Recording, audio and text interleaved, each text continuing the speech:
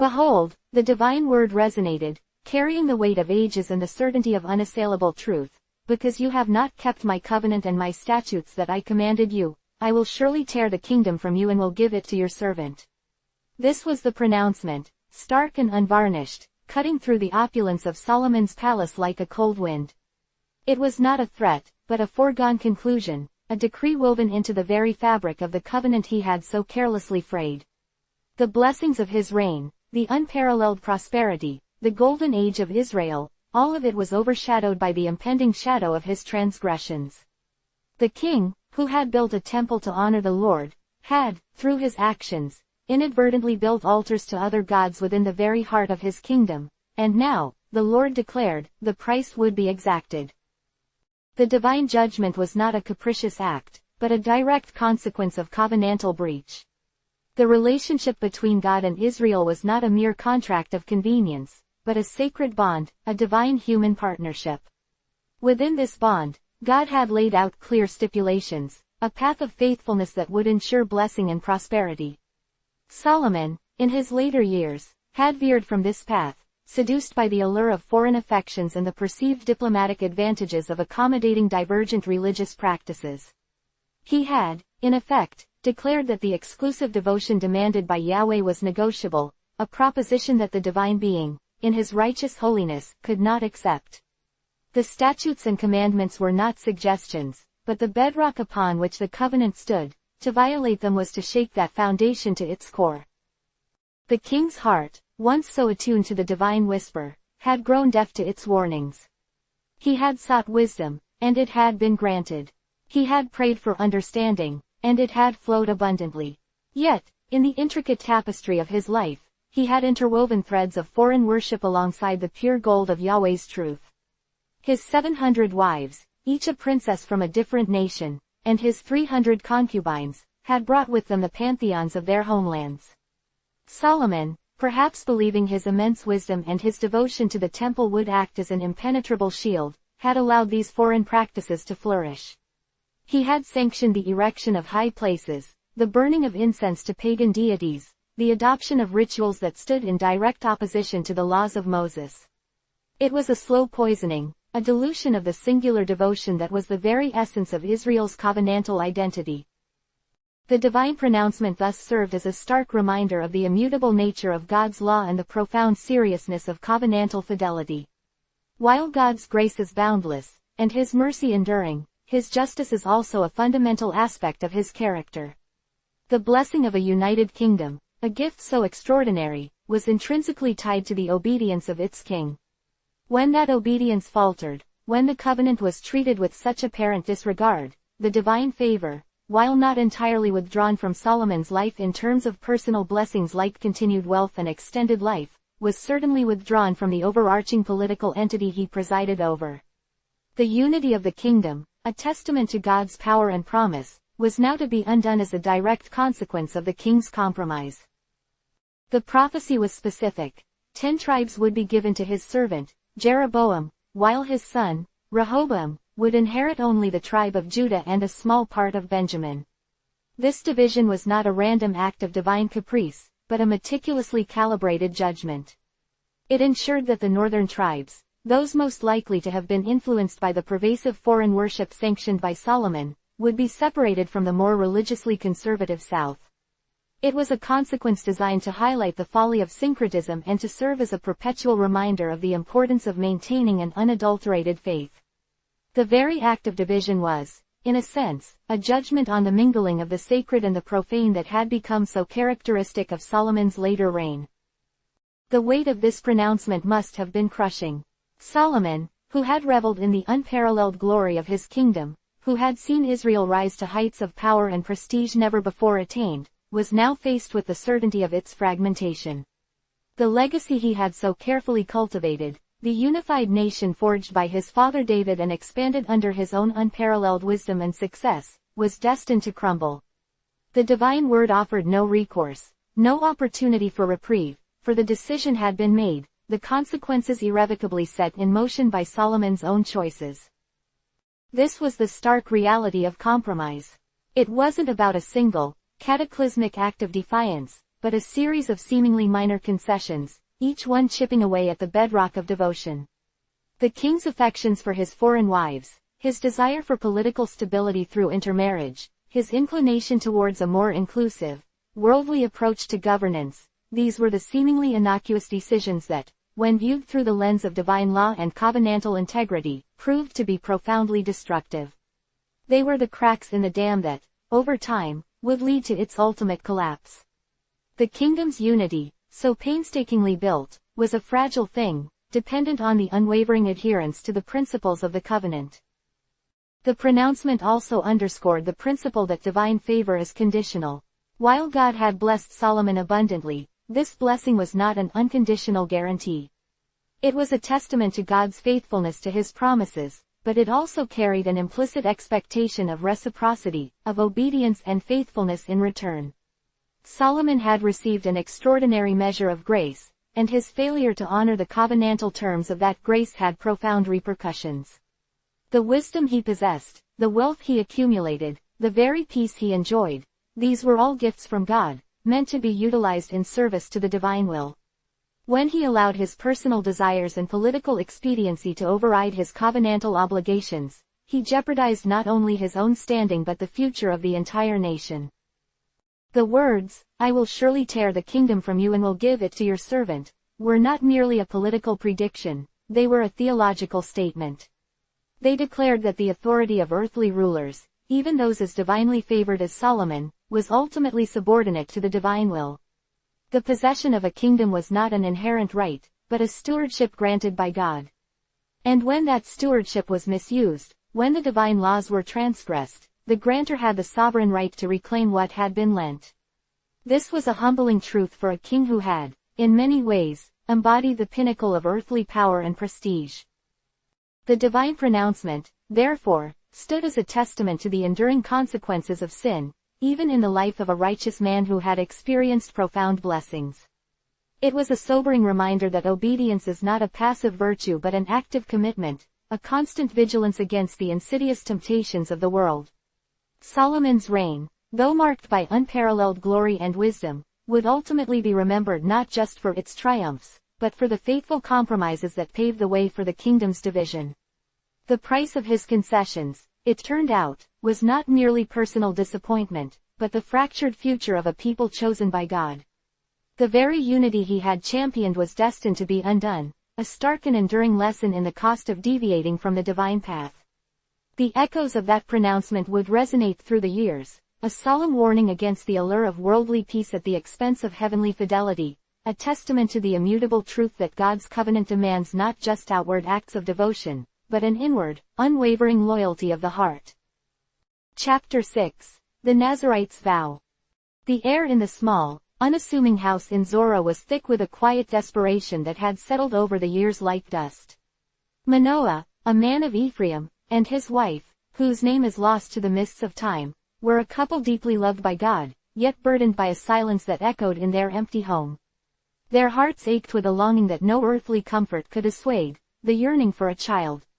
In a land where lineage and family were the very sinews of society, where the continuation of one's name was a sacred duty, their barrenness was a profound sorrow, a gnawing emptiness that seemed to mock the very blessings God had bestowed upon their people. They were not alone in their grief.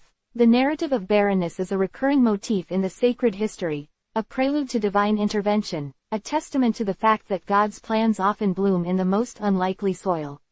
Yet, for Manoah and his wife, the wait had been long, the prayers whispered with increasing fervor, the hope, though tested, stubbornly resilient. It was into this hushed expectancy that the divine messenger arrived. Not in the gilded halls of kings, nor amidst the clamor of an assembled nation, but in the simple, sun-drenched fields where Manoah's wife toiled, her thoughts likely as fertile as the earth she worked, dreaming of the child she could not conceive. The appearance was not heralded by trumpets or celestial choirs. It was sudden, unexpected, a radiant presence that startled her from her routine. An angel of the Lord stood before her, a vision of otherworldly grace, a harbinger of news that would shatter the quietude of her life and set in motion a destiny far grander than any she could have imagined. The angel's words were not a question, but a pronouncement, a divine decree that cut through the years of sorrow like a sharp, clear blade. Behold, the celestial voice declared, "You are barren and have borne no child, but you shall conceive and bear a son." The impossible, the deeply longed for, was not just a possibility, but a certainty, a promise delivered from the very throne of heaven. The angel's words, however, carried more than just the promise of a child.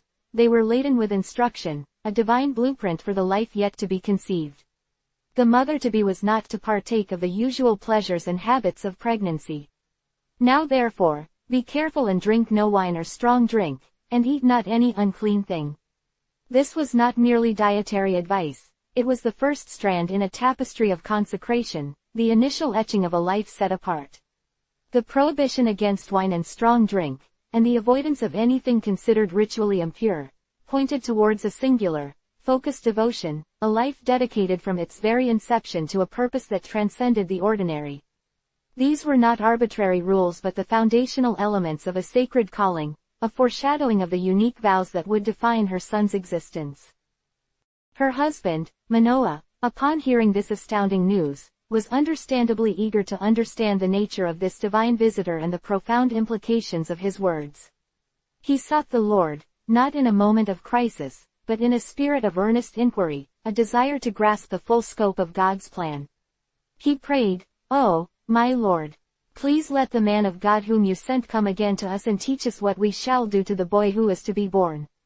His prayer was answered. The angel reappeared, not to Manoah directly this time, but to his wife as she sat in the field, away from the mundane distractions of their home. She, in turn, summoned Manoah, and together they awaited the divine instruction.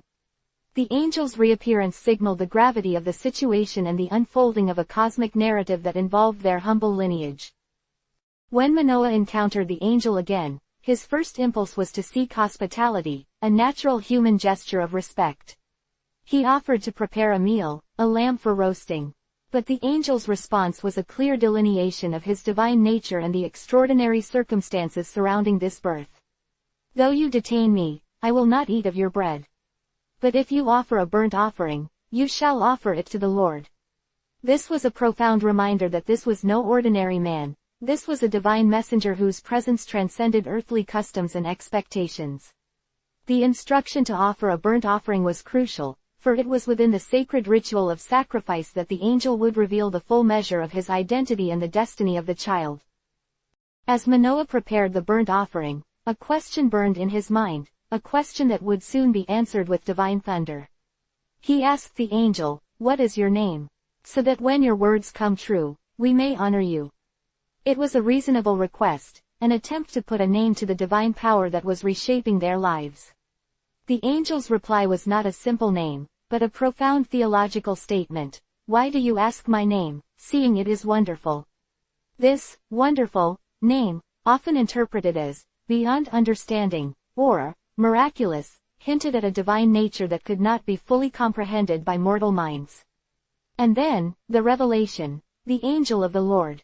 This was not just an angel, but the angel of the Lord, a title often associated with a direct manifestation of God himself, a harbinger of God's presence and power. The moment of revelation was climactic. As the flame of the altar rose towards the heavens, consuming the burnt offering, the angel ascended within it. This dramatic ascent, veiled in fire, was the unmistakable sign of divine acceptance and confirmation. It was a visual and symbolic confirmation that this was indeed a messenger from God, and that the message delivered was not of human origin, but of divine will. In that blinding flash of light and ascending smoke, Manoah finally understood. The awe that struck him was not one of fear, but of profound reverence.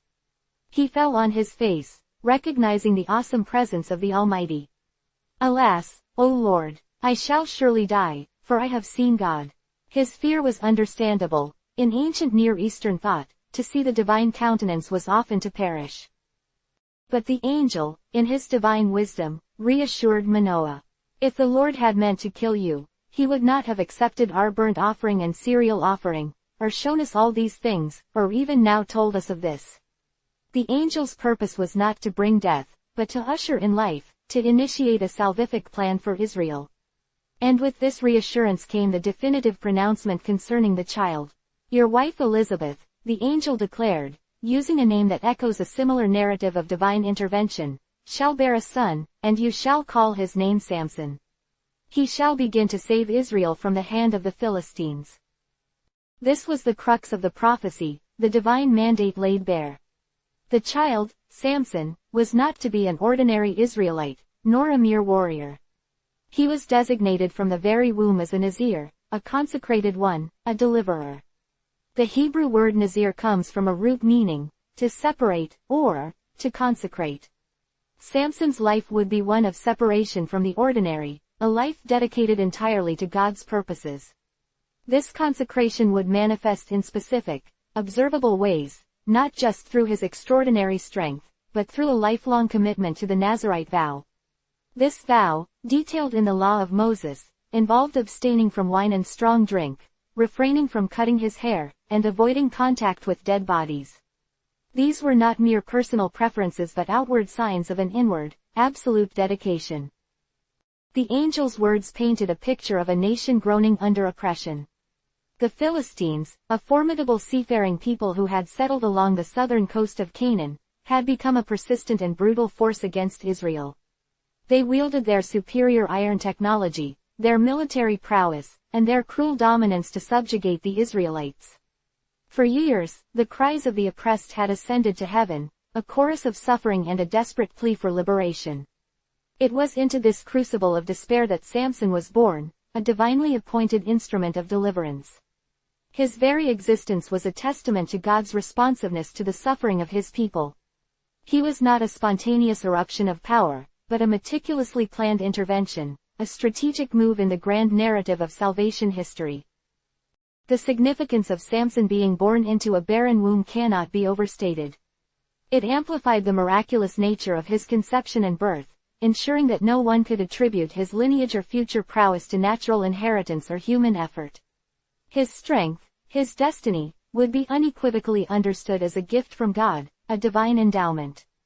The barrenness served as a blank canvas upon which God would paint his masterpiece, a testament to his power to bring life from the seemingly dead and to raise up saviors from the most unexpected sources.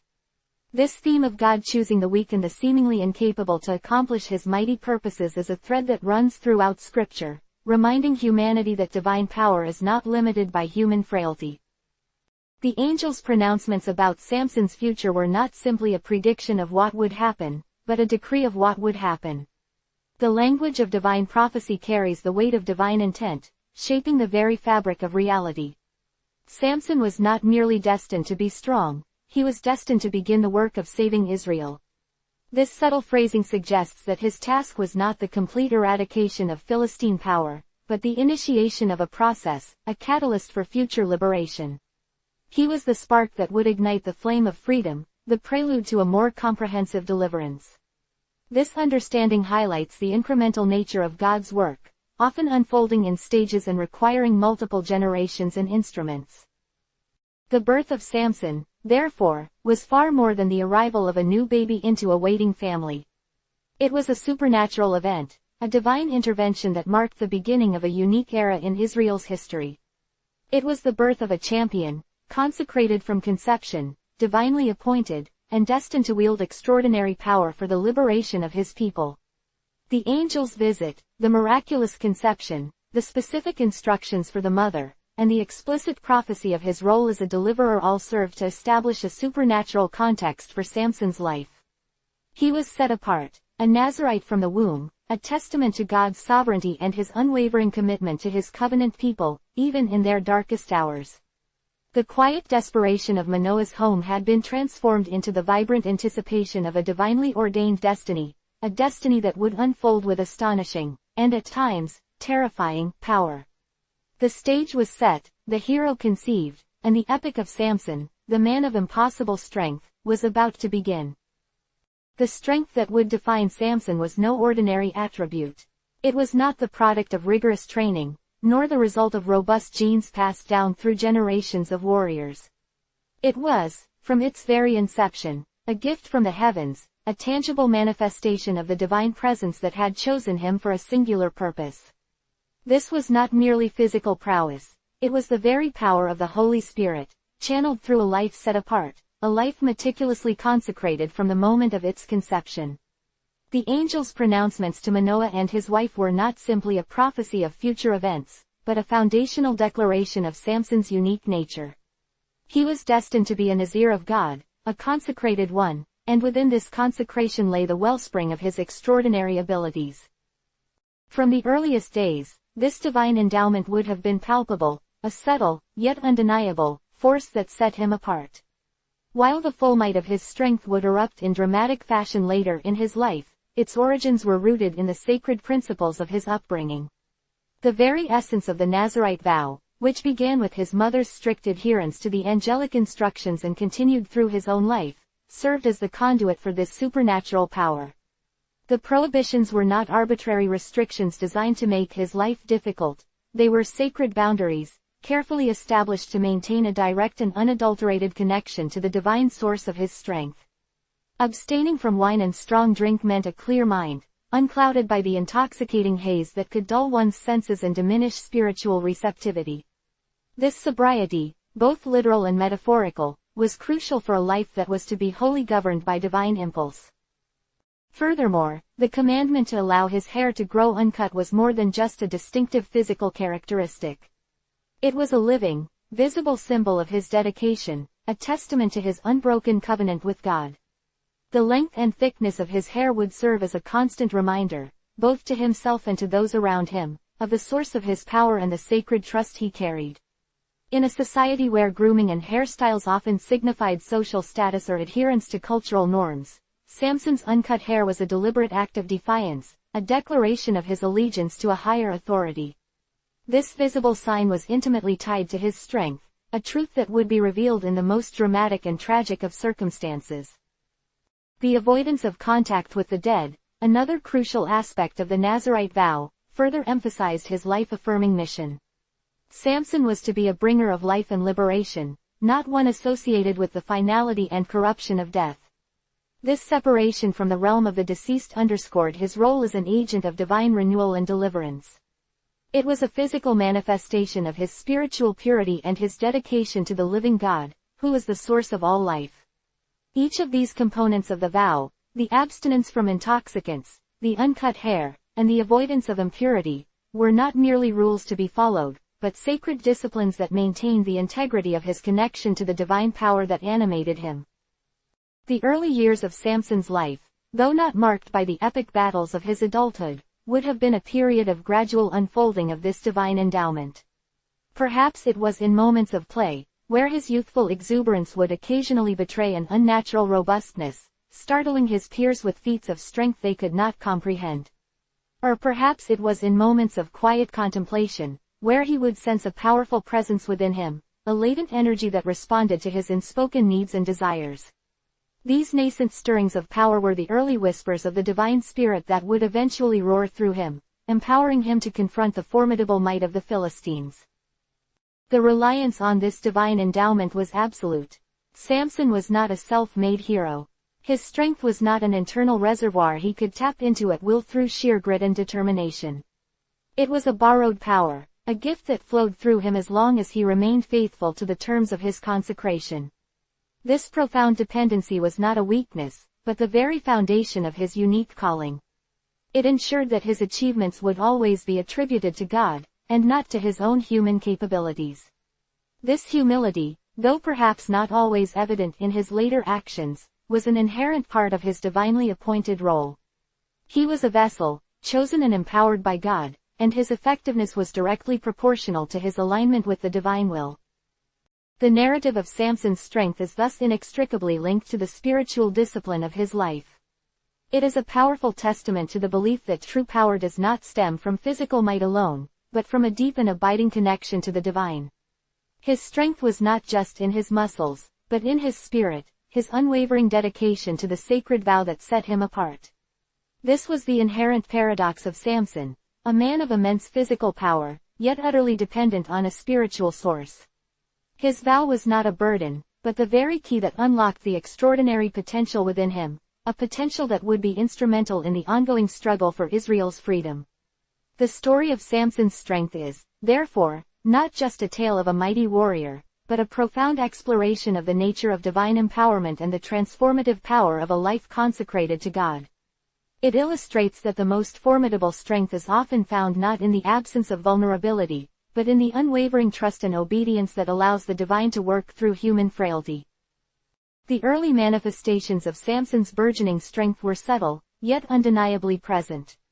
They were the whispers of a storm gathering on the horizon, the first tremor before the earth shakes. While the full, explosive power that would later define his exploits was yet to be unleashed, there were moments, even in his youth, when the extraordinary nature of his endowment would reveal itself. Imagine a young Samson playing with other boys in the dusty lanes of Zorah, a simple game of wrestling that would invariably end with him holding his playmates aloft with an ease that belied his age. The other children, bewildered and perhaps a little fearful, would recount tales of his unnatural might to their parents, who would likely dismiss them as childish exaggeration, unaware of the divine architect at work behind the scenes. These were not feats of aggression or a deliberate display of superiority, but involuntary surges of a power that could not be contained by ordinary human limits. The Holy Spirit, the very breath of God, was the source of this animating force. It was not a passive inheritance, but an active, indwelling presence that surged through him, an energy that was intrinsically linked to his Nazirite consecration. This connection was not something he could consciously switch on or off. It was a fundamental aspect of his being, a constant wellspring of potential. The vow, with its specific stipulations, acted as the crucial conduit. Think of it like a sacred channel, carefully maintained and protected. The prohibition against wine and strong drink was the purification of the channel, ensuring that no earthly intoxication could cloud the divine connection. The uncut hair was the visible, living symbol of the channel's integrity, a constant, outward sign that he was set apart. And the avoidance of the dead was the safeguarding of the channel from contamination, ensuring its purity and its unbroken link to the source of life. Manoah and his wife, though instructed by the angel, would have watched their son with a mixture of awe and trepidation. They understood the prophecy, the divine purpose for his birth, but the practicalities of raising a child so uniquely endowed must have presented its own set of challenges. How does one guide a child whose very existence is a testament to the miraculous? How does one teach discipline and restraint to a young boy who possesses strength beyond his years? Their role was not to build his strength, but to nurture and protect the divine gift, to ensure that Samson remained on the path of consecration that would allow that strength to flourish. They were the guardians of the sacred vessel, tasked with preparing him for the monumental role he was destined to play. The reliance on this divine endowment was not merely a matter of necessity, it was a theological statement. Samson's strength was a constant, undeniable reminder to the Israelites and their oppressors that God had not forgotten them. In their darkest hour, when the Philistines, iron chariots and formidable armies seemed invincible, Samson's power was a beacon of hope, a tangible sign of God's intervention. But this power was not inherent in Samson himself. He was the instrument, the chosen hand through which God would act. If he were to break his vow, if the sacred channel were to be corrupted, that power would inevitably wane. This understanding instilled a profound sense of responsibility, a weight that would press upon him throughout his life. Consider the implications of this reliance. When faced with a lone lion, Samson's strength would not be a matter of calculation or strategy, but an immediate, almost instinctual, response of the spirit. The narrative suggests that this power was often bestowed upon him in specific moments, for specific tasks. The Spirit of the Lord would rush upon him, a powerful surge that enabled him to accomplish feats that would be impossible for any mortal man. This was not a constant, uniform power, but a dynamic endowment, granted as needed for the unfolding of God's plan. This further emphasizes that his strength was not a personal possession, but a divine empowerment, bestowed upon him for the service of his people. The choice of a Nazirite vow for Samson was particularly significant. While the Nazirite vow existed as a recognized form of religious devotion in Israel, Samson's was unique in that it was decreed from the womb. It was not a choice he made in adulthood, but a destiny he was born into. This meant his entire life was shaped by its parameters, its prohibitions and its promises. His parents' adherence to the angelic instructions before his birth laid the groundwork, and his own lifelong commitment was essential for the sustenance of his divine power. This unbroken chain of consecration, from conception to his eventual demise, underscores the intricate tapestry of divine sovereignty and human responsibility. The Philistines, with their sophisticated weaponry and militaristic society, represented the apex of earthly power and technological advancement of their time. They had established a formidable dominion over Israel, and their strength was seemingly insurmountable. Yet, against this might, God raised up a single man, whose power was not derived from iron or chariots, but from a direct connection to the divine. Samson's strength was a counterpoint to their material might, a spiritual force that defied all conventional understanding of warfare and power. It was a divine challenge to the arrogance of human strength, a demonstration that God's power could overcome any earthly obstacle. The vow was not merely a set of restrictions, it was a framework for a life of singular focus. By abstaining from the entanglements of ordinary life, the indulgence of wine, the entanglement with death, Samson was freed to dedicate his entire being to his divine commission. His life was to be a testament to the power of separation, a demonstration of what could be achieved when one is wholly given over to God's purposes. This profound dedication, nurtured by the disciplines of the Nazirite vow, was the true source of his strength. It was a strength that would be tested, tragically so, but a strength that, in its purest form, was a gift from the heavens, a manifestation of the Holy Spirit's power in a world desperately in need of deliverance. The strength within Samson was not his own, it was God's, flowing through a life meticulously set apart. The vow, a solemn commitment, was etched into the very fabric of Samson's being from the moment of his conception. It was not a choice made in the quiet contemplation of adulthood, nor a decision born of personal spiritual awakening. Instead, it was a destiny preordained, a sacred covenant entrusted to his mother and, by extension, to him. This lifelong dedication, designated by the angelic messenger to Manoah, was the bedrock upon which his extraordinary life was built. It was a path of separation, a deliberate distancing from the common, the mundane, and the potentially corrupting influences of the world, all in service of a singular, divine purpose. This was the essence of the Nazirite's calling, a consecration that began before his first breath and was intended to define every facet of his existence. Central to this sacred commitment were specific prohibitions, each carrying a profound symbolic weight and practical implication for the conduit of his God-given strength.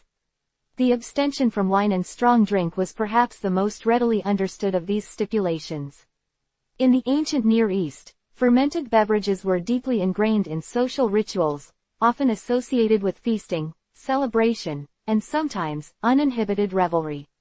By forbidding Samson from partaking in these intoxicants, the vow demanded a life of constant clarity, unwavering sobriety, and a mind unclouded by any artificial stimulation. This was not merely about avoiding the physical effects of alcohol, it was about maintaining a spiritual alertness, a keen receptivity to the divine whisperings and promptings that would guide his actions.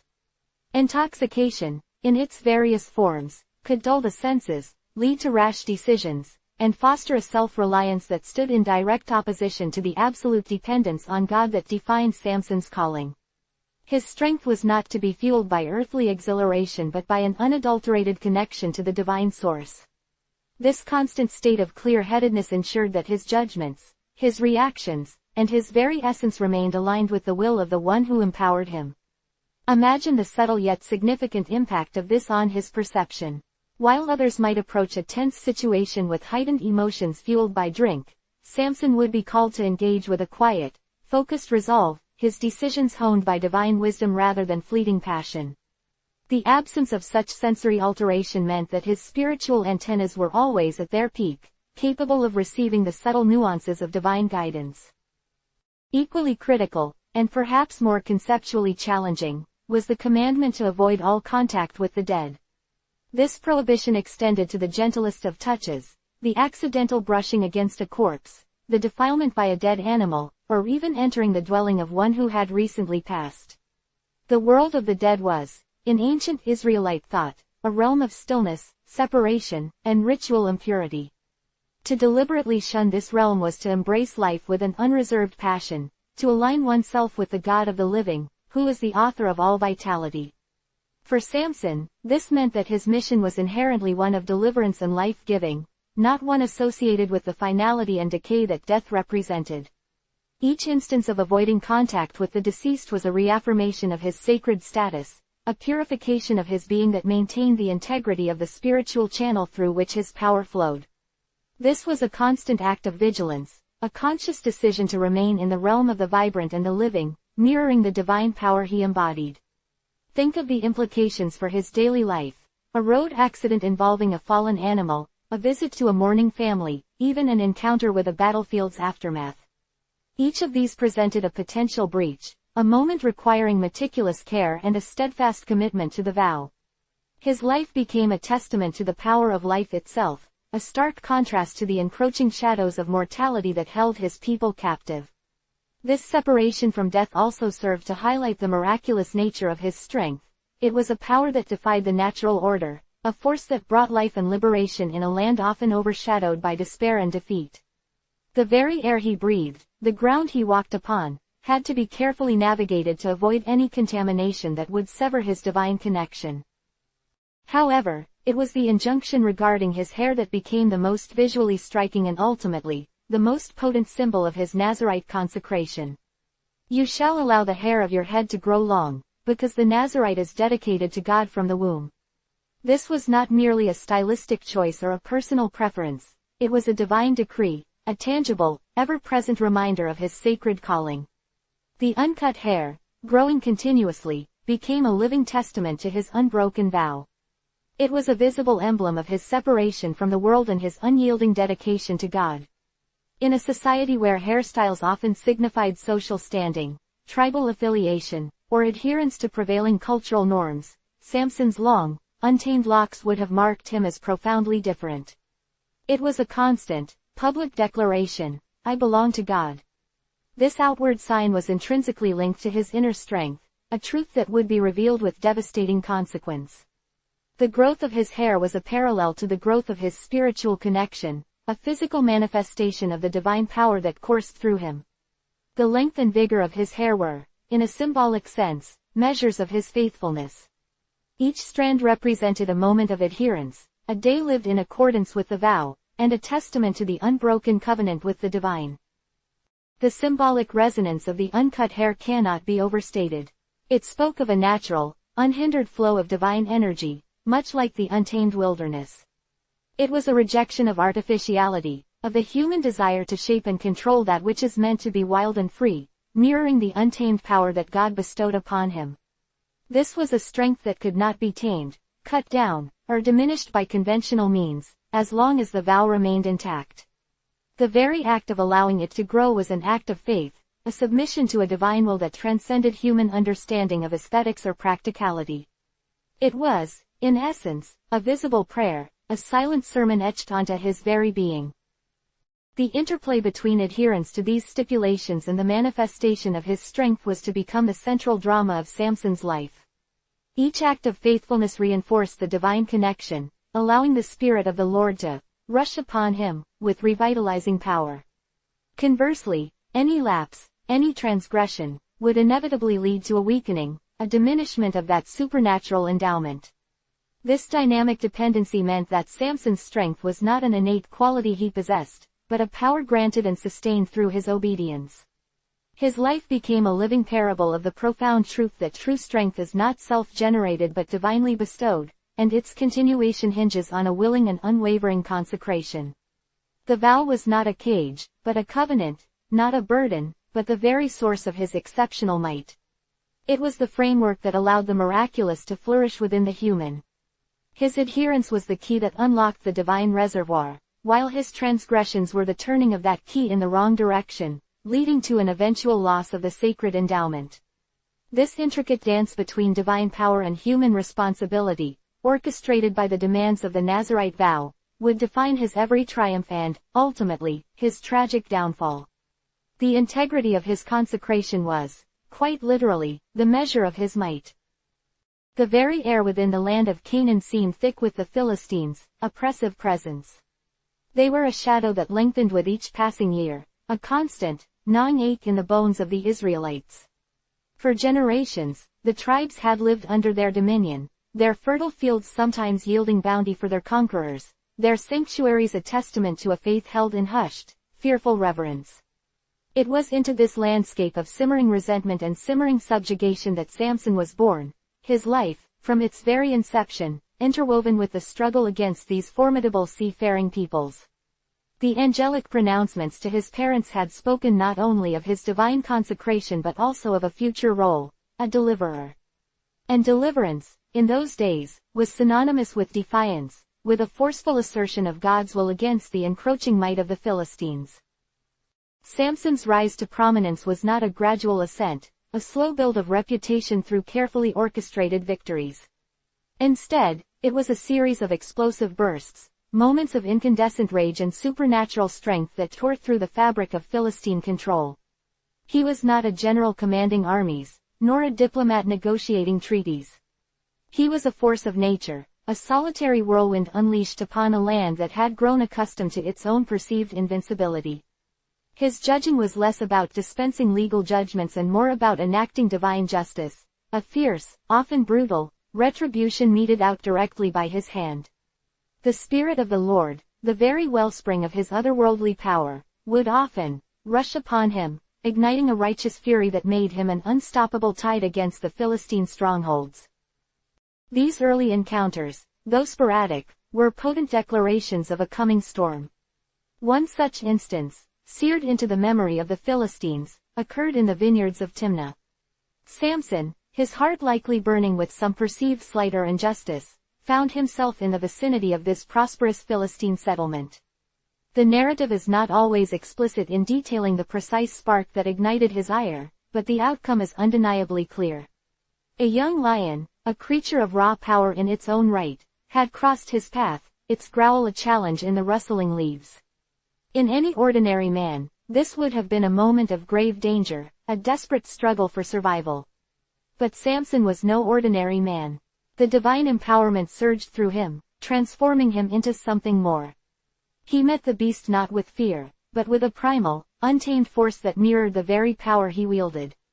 He tore the lion apart with his bare hands, an act so brutal, so utterly beyond human capability, that it left no doubt in the minds of any who might have witnessed it, or heard the tales that swiftly followed, of the supernatural nature of his strength. This was not the might of muscle and bone alone, it was the manifestation of a divine endowment that defied natural law.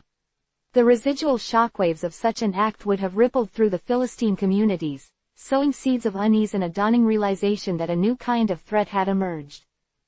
The lion, slain and its carcass left to the elements, would later serve as a physical testament to Samson's prowess, but in a way he could not have foreseen. It was a morbid curiosity, a desire to understand the strange phenomenon of the slain beast, that would lead to another pivotal moment.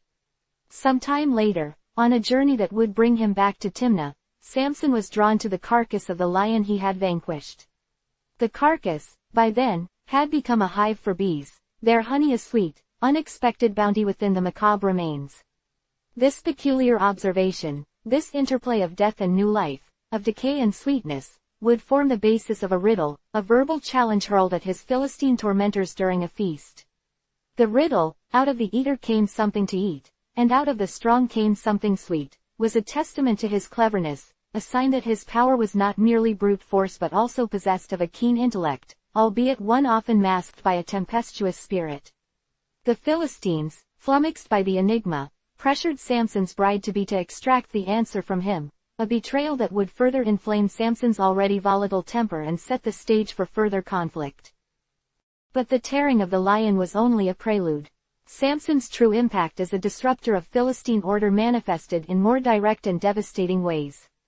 The elders of Judah, grappling with the increasingly bold actions of Samson, found themselves in a precarious position. The Philistines, incensed by Samson's disruptions and the unsettling presence of a lone Israelite striking blows against them, demanded that they hand him over. It was a moment of profound crisis for the Judeans, caught between the wrath of their oppressors and the burgeoning might of their own countrymen. In a display of both fear and perhaps a warped sense of pragmatism, they agreed to bind Samson with new ropes and deliver him to the Philistines. The scene unfolds with a chilling inevitability. Samson, bound and seemingly vulnerable, is brought to Lehi, a Philistine stronghold. The Philistines, anticipating a triumphant spectacle, taunt him, their victory seemingly assured. But as they draw near, the Spirit of the Lord descends upon Samson once more, this time with an explosive fury. The ropes, mere strands of hemp to the divine power that coursed through him, snap like dry twigs. In a breathtaking display of raw, unbridled strength, Samson seizes the jawbone of a recently deceased donkey. It is a weapon of humble origin, yet in his empowered hands, it becomes an instrument of terror. He strikes down 1,000 Philistines with this unlikely implement, the dry bone shattering and splintering against their shields and skulls. The sheer audacity of the act, the gruesome efficiency with which he decimates their ranks, is a stark illustration of his divinely ordained purpose.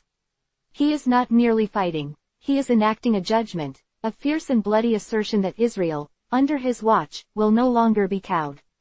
The ground at Lehi, it is said, ran red with the blood of their fallen. This single, improbable victory, achieved with a tool of the most basic kind, cemented his reputation as a formidable foe, a man whose strength was so profound it bordered on the mythical. The image of Samson, standing amidst the carnage, the donkey jawbone still in his hand, would become an enduring symbol of Israelite defiance, a beacon of hope for those groaning under Philistine oppression. The aftermath of the Lehi massacre was a period of deep introspection for Samson, a moment of spiritual recalibration. Exhausted and parched from the fierce battle, he cried out to God for relief, a raw and desperate plea from the depths of his being. It is in this moment of utter dependence, a stark contrast to the fierce independence he had just displayed, that God intervenes. A spring of water is miraculously opened in the parched earth of Lehi, quenching his thirst and revitalizing him. This event, the Jawbone Spring, as it came to be known, was more than just a physical relief, it was a divine affirmation, a sign that even in his most desperate moments, he was sustained by the very power that fueled his might. It underscored the truth that his strength was not a self-perpetuating entity but a gift, a resource that required him to remain connected to its divine source. This episode also served to highlight the Philistines' pervasive fear of him. For a period after Lehi, the narrative suggests a lull in direct confrontations, a time when the Philistines, having suffered such a devastating defeat, likely exercised greater caution. However, Samson's nature was one of restless energy, a spirit that could not remain dormant for long. His role as a judge was not a passive one, it demanded action, and his actions were invariably directed against the oppressors. The Philistines, despite their losses, did not abandon their efforts to subdue Samson. Their strategies evolved, moving from direct confrontation to more insidious methods of capture and control. They sought to entrap him, to use his own desires and vulnerabilities against him. This is where the narrative weaves in the tragic element of his relationships, particularly with the women of the Philistine cities. His infatuation with a woman from the valley of Sorek, named Delilah, would prove to be the fulcrum upon which his destiny would pivot. Delilah, enticed by the immense reward offered by the Philistine lords, a staggering sum of silver for each of them, agreed to betray Samson. This betrayal was not a singular act of treachery but a sustained campaign of psychological manipulation.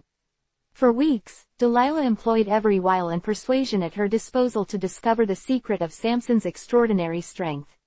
She would feign distress, plead with him, and accuse him of not truly loving her, all while the Philistine lords lay hidden, ready to seize him the moment his weakness was revealed.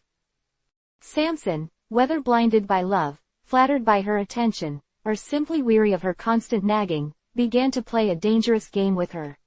He offered her a series of false answers, each designed to mislead her and, in turn, the Philistines who were undoubtedly monitoring her efforts. He claimed his strength came from 7 fresh bowstrings that had not been dried, and when she bound him with them, she cried out, "The Philistines are upon you, Samson." But he snapped the bowstrings as easily as thread. Undeterred, Delilah pressed on, and Samson then claimed his strength lay in new ropes that had never been used. Again, she bound him, and again, he broke free, the ropes parting like cobwebs. Her persistence, fueled by the Philistines' renewed offers and her own growing desperation, was relentless. Finally, Samson succumbed to her relentless pressure. He revealed the true secret of his strength, the very foundation of his Nazirite vow, something he had guarded with his life, something that set him apart from all men. He told her that his hair had never been cut, that he had been dedicated to God from birth, and that if his hair were shaved, his strength would leave him, and he would become as weak as any other man. This revelation, the deepest vulnerability of his consecrated life, was the ultimate price of his entanglement with Delilah and the Philistines. The sacred hair, the outward symbol of his divine connection, was to become the very instrument of his undoing, a testament to the devastating consequences of misplaced trust and the pervasive influence of his enemies. The story of Samson's struggle against the Philistines is thus not merely a tale of physical might, but a profound exploration of faith, vulnerability, and the enduring power of a sacred vow, even when tested by the deepest betrayals.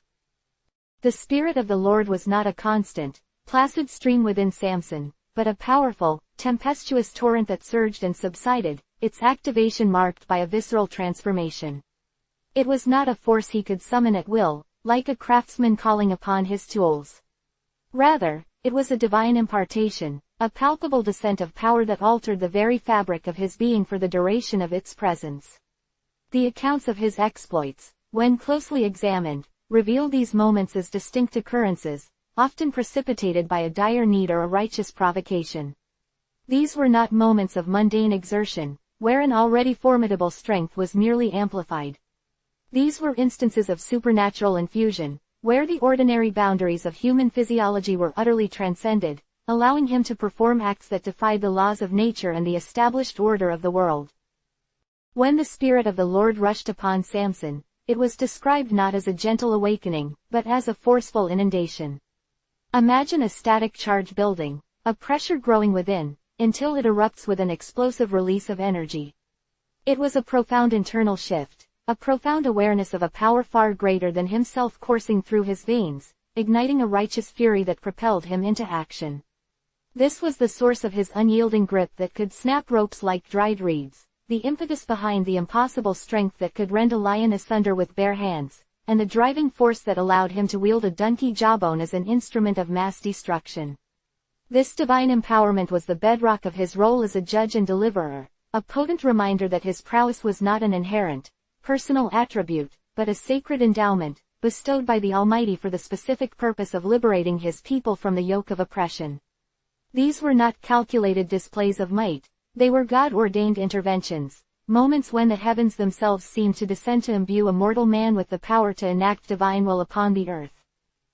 The raw intensity of these divine surges was such that they likely overwhelmed his senses, pushing him beyond the realm of rational thought and into a state of heightened, almost ecstatic, effectiveness. Picture the blood pounding in his ears, a searing heat spreading through his limbs, and a clarity of purpose so absolute that fear and doubt were rendered utterly irrelevant. It was a state where the physical world, with its limitations and frailties, receded, replaced by an unshakable conviction and an unyielding power. The Philistines, who bore witness to these manifestations, could only perceive the terrifying results. They saw a man who seemed to grow larger, stronger, and utterly invincible in the heat of battle. They could not comprehend the spiritual underpinnings of his might, the invisible force that animated him, making him an unstoppable tide against their legions. To them, he was a force of nature, a destructive anomaly that defied their understanding and their military might. Consider the moment at Lehi. The narrative suggests that Samson, after being delivered by the men of Judah, was likely feeling vulnerable and exposed. The Philistines, emboldened by their apparent capture, would have approached him with taunts and a sense of triumphant inevitability. It was in this precise moment of impending defeat, when human strength would have been utterly insufficient, that the Spirit of the Lord descended. It wasn't a gradual build-up, it was an instantaneous ignition. The story implies that the ropes, which had so easily bound him, became as nothing the moment the divine power surged. This sudden infusion of power would have been a shocking, almost disorienting, experience for Samson himself. The feeling of the ropes breaking would have been accompanied by an immediate surge of strength, a primal urge to defend himself, and a clear, albeit divinely inspired, vision of the weapon at hand, the jawbone of a donkey. This was not a man reaching for a weapon, it was a vessel through which divine energy was channeling, enabling him to lift and wield an object with supernatural force and accuracy. The ensuing 1,000-man slaughter was not the result of Samson's tactical genius, but the direct, unadulterated consequence of the Spirit's overwhelming empowerment. The sheer physicality of such an act, the repeated blows required to fell so many, points to a sustained, potent infusion of power that transcended human endurance. This was not the strength of an Olympic athlete, honed through years of rigorous training and disciplined exertion. This was a divine gift, a temporary baptism of power, granted for a specific, critical purpose. The Spirit's stirring was an active, potent force, not a passive endowment. It was the very breath of God moving within him, granting him the capacity to achieve what no ordinary mortal could. The theological implication here is profound. Samson's victories were not his own, in the sense of being generated from his own being, but rather God's victories enacted through him. He was the instrument, the conduit, and the Spirit was the power source. This understanding is crucial to grasping the nature of his judging. It was not about his personal will or ambition, but about aligning himself with the divine mandate, allowing the Spirit to move through him to bring about justice and deliverance. The narrative emphasizes that these infusions of power were often a response to a need, a moment of crisis or opportunity where Samson was called to act as God's agent. It suggests a divine selectivity in the activation of this power. He wasn't necessarily exhibiting overwhelming strength in every waking moment. Rather, when the situation demanded it, when the Philistines were asserting their dominion or when an act of judgment was required, the Spirit would descend, transforming him into the formidable force he was destined to be. This aspect highlights the dependency of his strength on God. He was the judge, but the power to judge and deliver came from above. This dynamic relationship between man and God, where human agency is empowered by divine intervention, is a recurring theme throughout biblical narratives. The visceral nature of this empowerment cannot be overstated. It was likely an experience that left Samson both exhilarated and perhaps even depleted. After the Spirit withdrew, the immense physical toll of wielding such power would have been evident. The narrative of the Jawbone Spring, following the Lehi incident, is a testament to this. After such a catastrophic exertion of divine strength, it is natural to assume a profound exhaustion. His cry for water was not just a physical need born of exertion, but perhaps also a spiritual need for replenishment, a subconscious recognition that the wellspring of his strength, though divine, required sustenance. God's provision of the spring was a direct response, a reaffirmation of his continuous support, even in Samson's most vulnerable moments.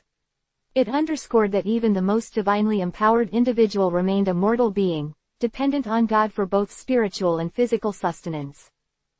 Furthermore, these instances of the Spirit's descent served as powerful demonstrations of God's active involvement in the lives of his people. In an era of Philistine dominance, where Israel often felt abandoned or powerless, Samson's exploits, fueled by divine power, were tangible proof that God had not forgotten them. Each time the Spirit rushed upon him, it was a declaration of God's sovereignty and his intention to ultimately deliver his people. The Philistines, in their encounters with Samson, were not just fighting a strong man, they were, however unknowingly, confronting the power of the God of Israel. The fear and bewilderment they experienced stemmed from their inability to comprehend or counter this divine force. They could strategize against human armies, they could bribe and manipulate, but they were ultimately powerless against the direct intervention of the Almighty. The significance of these moments lies not just in the physical feats they enabled, but in the spiritual lessons they imparted. They taught Samson, and by extension, the Israelites, that true strength resided not in human might, but in divine empowerment.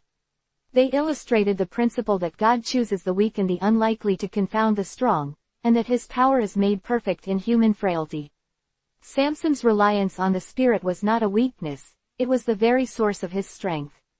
This understanding would have been a crucial part of his identity as a Nazirite, a consecrated individual set apart for God's service, whose life was a living testament to God's power working through human obedience and receptivity. The Spirit's stirring was the engine of his destiny, the catalyst for his every significant act of deliverance, and a constant, potent reminder of the divine source from which all true strength flows. Chapter 7. Power and Passion. The path to Timnah, a town steeped in Philistine presence, was not one Samson would have typically trod, at least not in pursuit of a bride. The elders of Israel, tasked with the weighty responsibility of guiding their people, had often cautioned against mingling with the surrounding nations, a directive rooted in the preservation of their covenant and the purity of their faith. Yet, the narrative unfolds with a compelling, almost inexorable, pull drawing Samson towards this very boundary. It was not a calculated decision, nor a strategic move born of political necessity. It was, as many of Samson's most significant actions were, a decision driven by a potent, immediate desire, a flicker of attraction that burned with an intensity disproportionate to its potential consequences. He saw a woman in Timnah, a Philistine woman, and in that moment, the pronouncements of his own people, the warnings of his elders, and the very fabric of the divine mandate that governed his life seemed to recede, replaced by the singular, captivating image of this woman. This inclination towards a Philistine woman, a member of the very people he was destined to oppress, speaks volumes about Samson's complex character and perhaps the peculiar workings of fate. Was it a deliberate defiance, a subconscious rebellion against the prescribed path laid out for him from birth? Or was it a symptom of a deeper internal conflict, a struggle to reconcile his extraordinary power and divine calling with the ordinary human desires that pulsed within him? The very act of seeking a wife from among the oppressors of Israel was, at the very least, a profound misstep, a deviation from the expected course of a Nazirite judge. It was a choice that carried the seeds of future conflict, a pebble dropped into the placid waters of his divinely appointed mission that would inevitably send ripples of chaos and confrontation outwards. His parents, while initially hesitant, were eventually swayed, a testament perhaps to Samson's persuasive power, or perhaps to a weariness in resisting his will, a realization that his path, though at times bewildering, was often inexorable. They journeyed with him to Timnah, a journey that would soon become etched in the annals of his legend, not for the matrimonial union it sought, but for the explosive drama it ignited. The engagement itself was a prelude to the tempest that was to follow. In the customs of the time, a formal celebration, often involving feasting and the gathering of guests, would mark such an occasion. It was during this period, surrounded by the convivial atmosphere of Philistine society, that Samson unleashed a test of wit, a riddle designed not merely to entertain, but to ensnare. This was not an abstract intellectual pursuit, it was a gamble, a high-stakes game where the stakes were life and limb. 30 young men, Philistine youths, were invited to partake in this feast, men likely chosen for their youthful bravado and their proximity to the bride-to-be. To them, Samson posed a challenge, a linguistic puzzle, with a clear ultimatum: answer correctly, and they would receive 30 linen garments and 30 changes of clothes, a significant prize, symbolizing wealth and status. But fail, and the consequences would be far more dire. They would be the ones to forfeit 30 linen garments and 30 changes of clothes, essentially stripped of their possessions and dignity. This was a foretaste of the power imbalance inherent in Samson's life. Even in leisure, his actions were imbued with a dangerous edge. The riddle itself, as recorded, was, out of the eater came something to eat, and out of the strong came something sweet.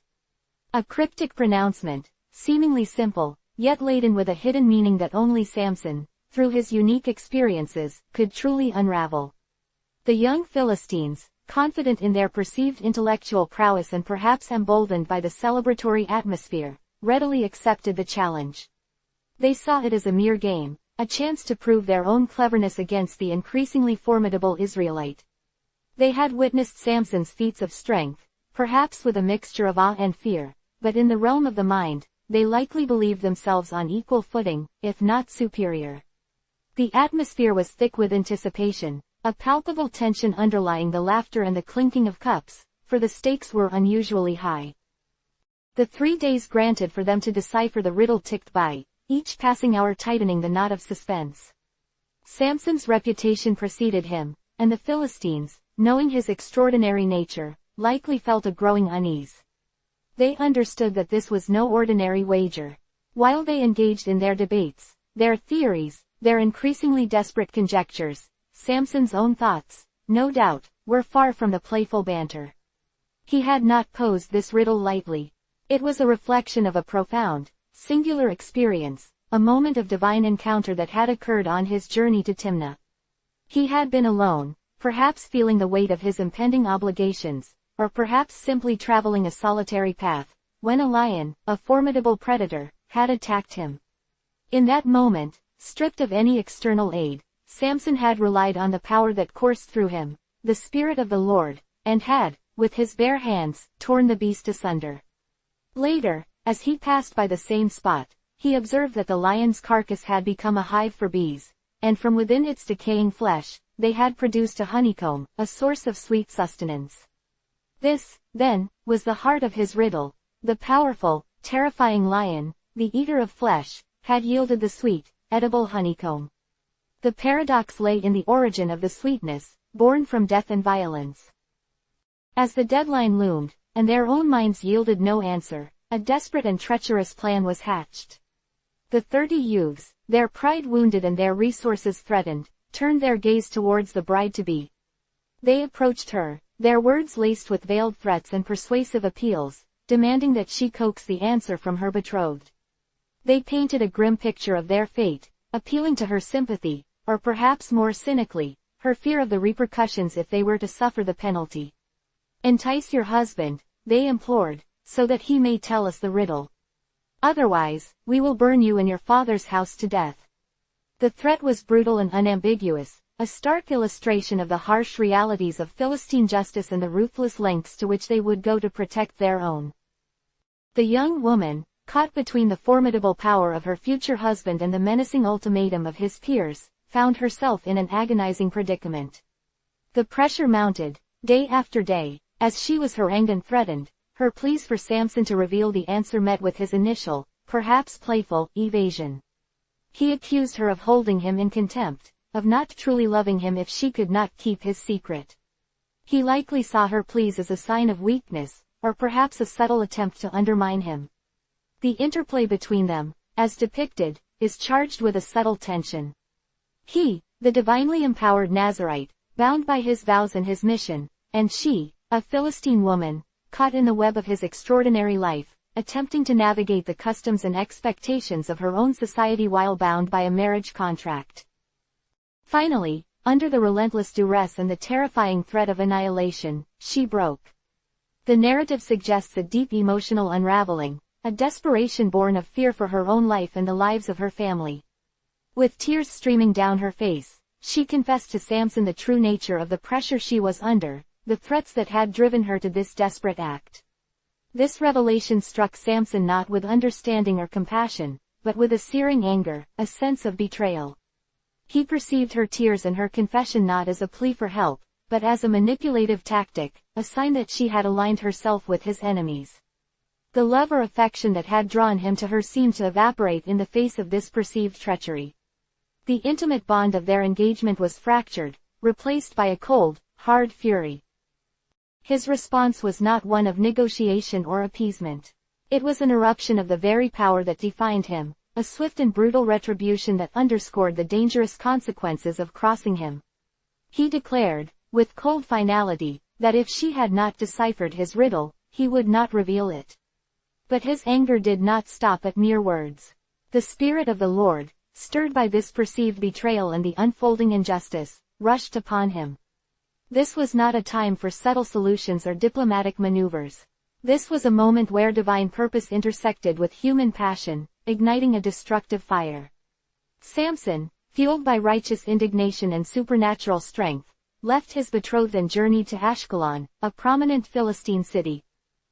His objective was clear: to exact a price from the Philistines for their machinations and their threat against his fiancée. The act he committed there was one of sheer, unadulterated violence, a terrifying display of his power.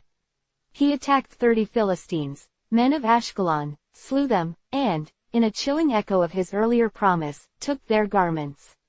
These were the very linen garments and changes of clothes that had been wagered, the spoils of his victory, now obtained through force rather than wit. He then returned to Timnah, not with reconciliation in his heart, but with the evidence of his wrath, presenting the spoils to the very men who had sought to trick him.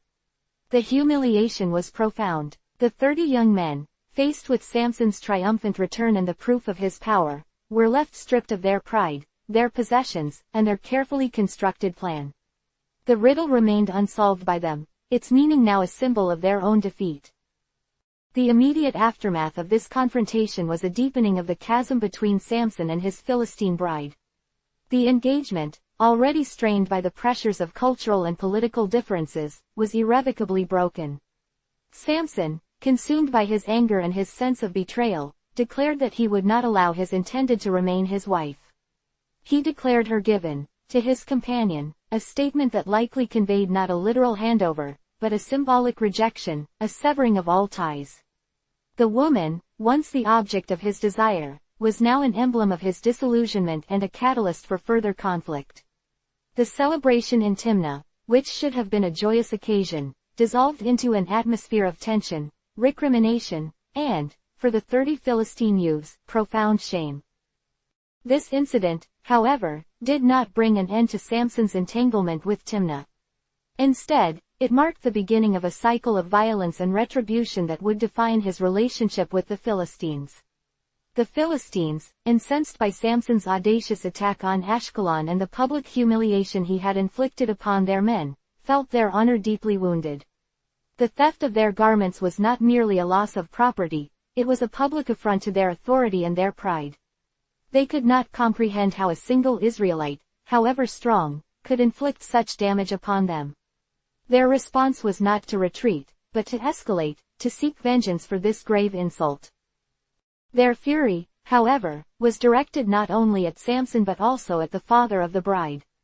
The Philistine custom, as it often was, intertwined familial responsibility with the actions of their kin. The father of Samson's intended, having been instrumental in the engagement, was now seen as complicit in the humiliation. When Samson, sometime later, went to claim his bride, he found that her father, fearing the wrath of the Philistines, had already given her to another man, a friend of Samson's. This act, while perhaps understandable from the father's perspective of self-preservation, served as a further catalyst for Samson's rage. He saw it as a double betrayal, first by his fiancée, and now by her father, who had circumvented the established customs of betrothal and marriage. The narrative does not dwell on Samson's immediate emotional reaction to finding his bride remarried. Instead, it focuses on the ensuing confrontation. Samson, finding his intended now the wife of another, declared, "I am innocent of the blood of this woman and of the wrong she has done me." This statement, though perhaps intended to absolve himself of responsibility, was more a declaration of his intent to seek retribution from those he deemed truly responsible, the Philistines who had orchestrated the entire affair and whose actions had led to this outcome.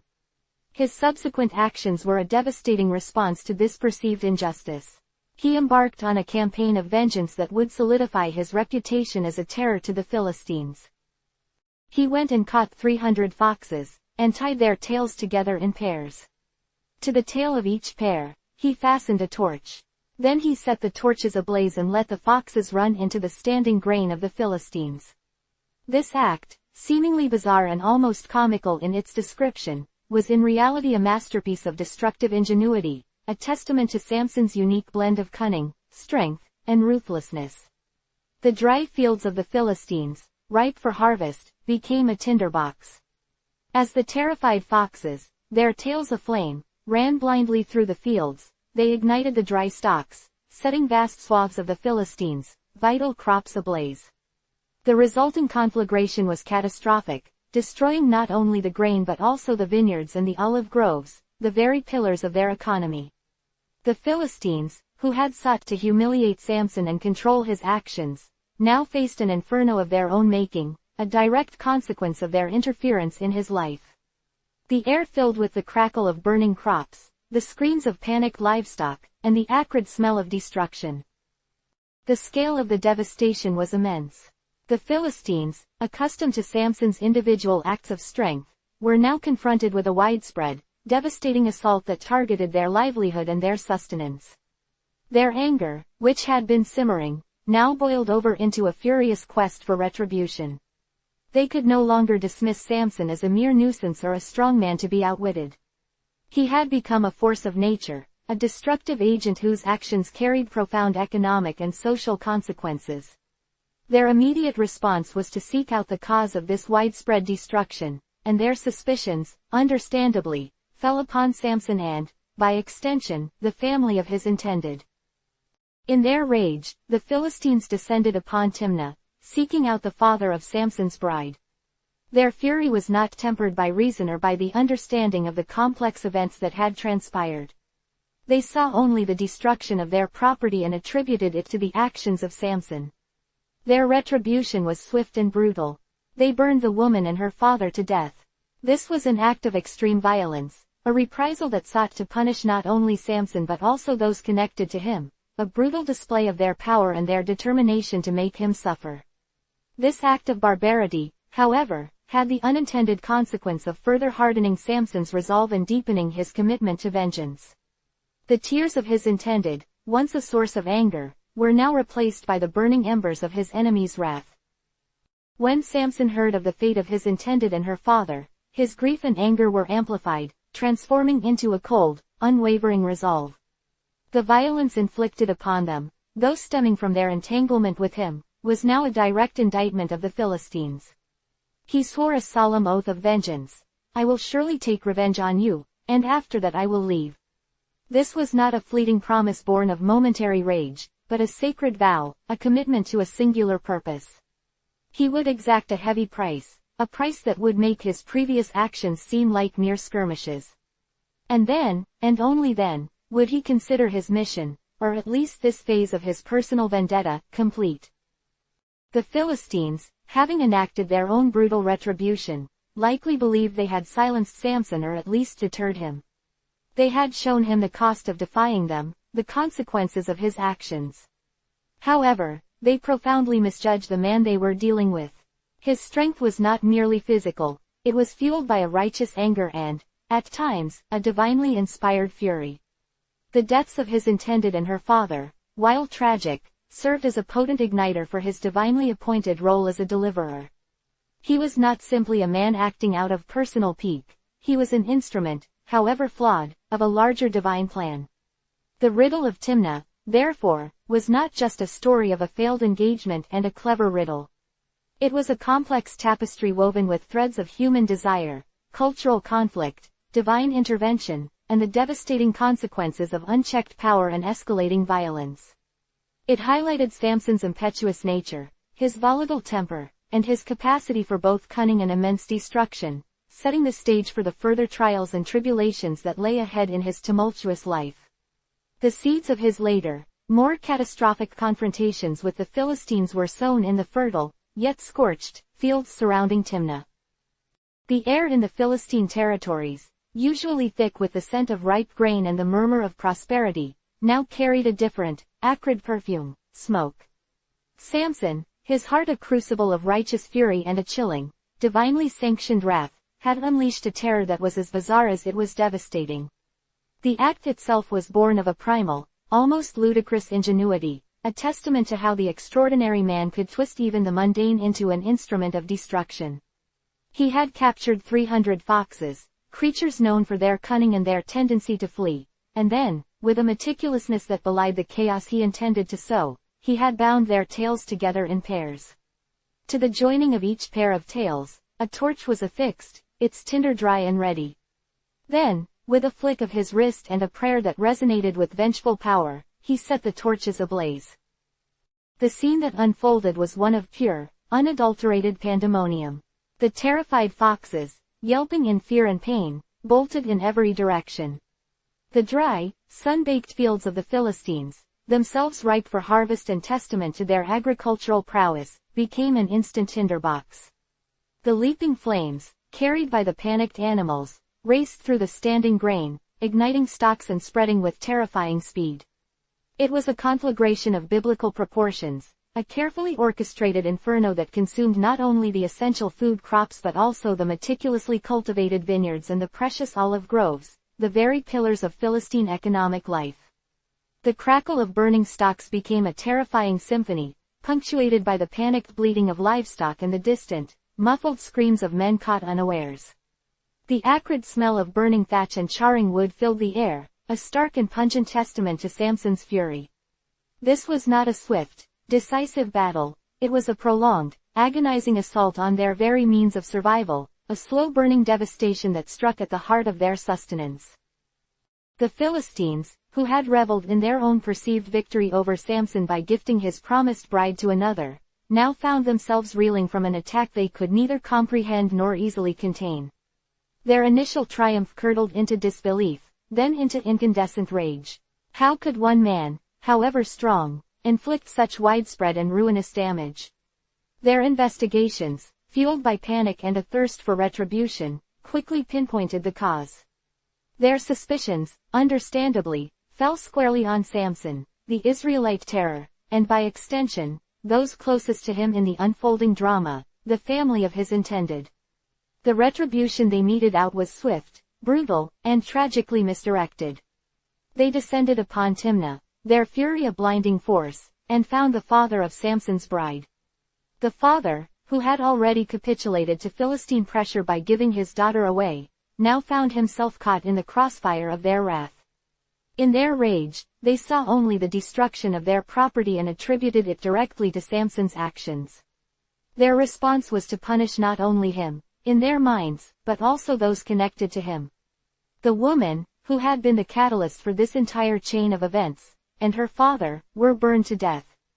It was an act of barbaric reprisal, a desperate attempt to inflict pain and to deter further defiance, a stark illustration of the brutal and unforgiving nature of Philistine justice.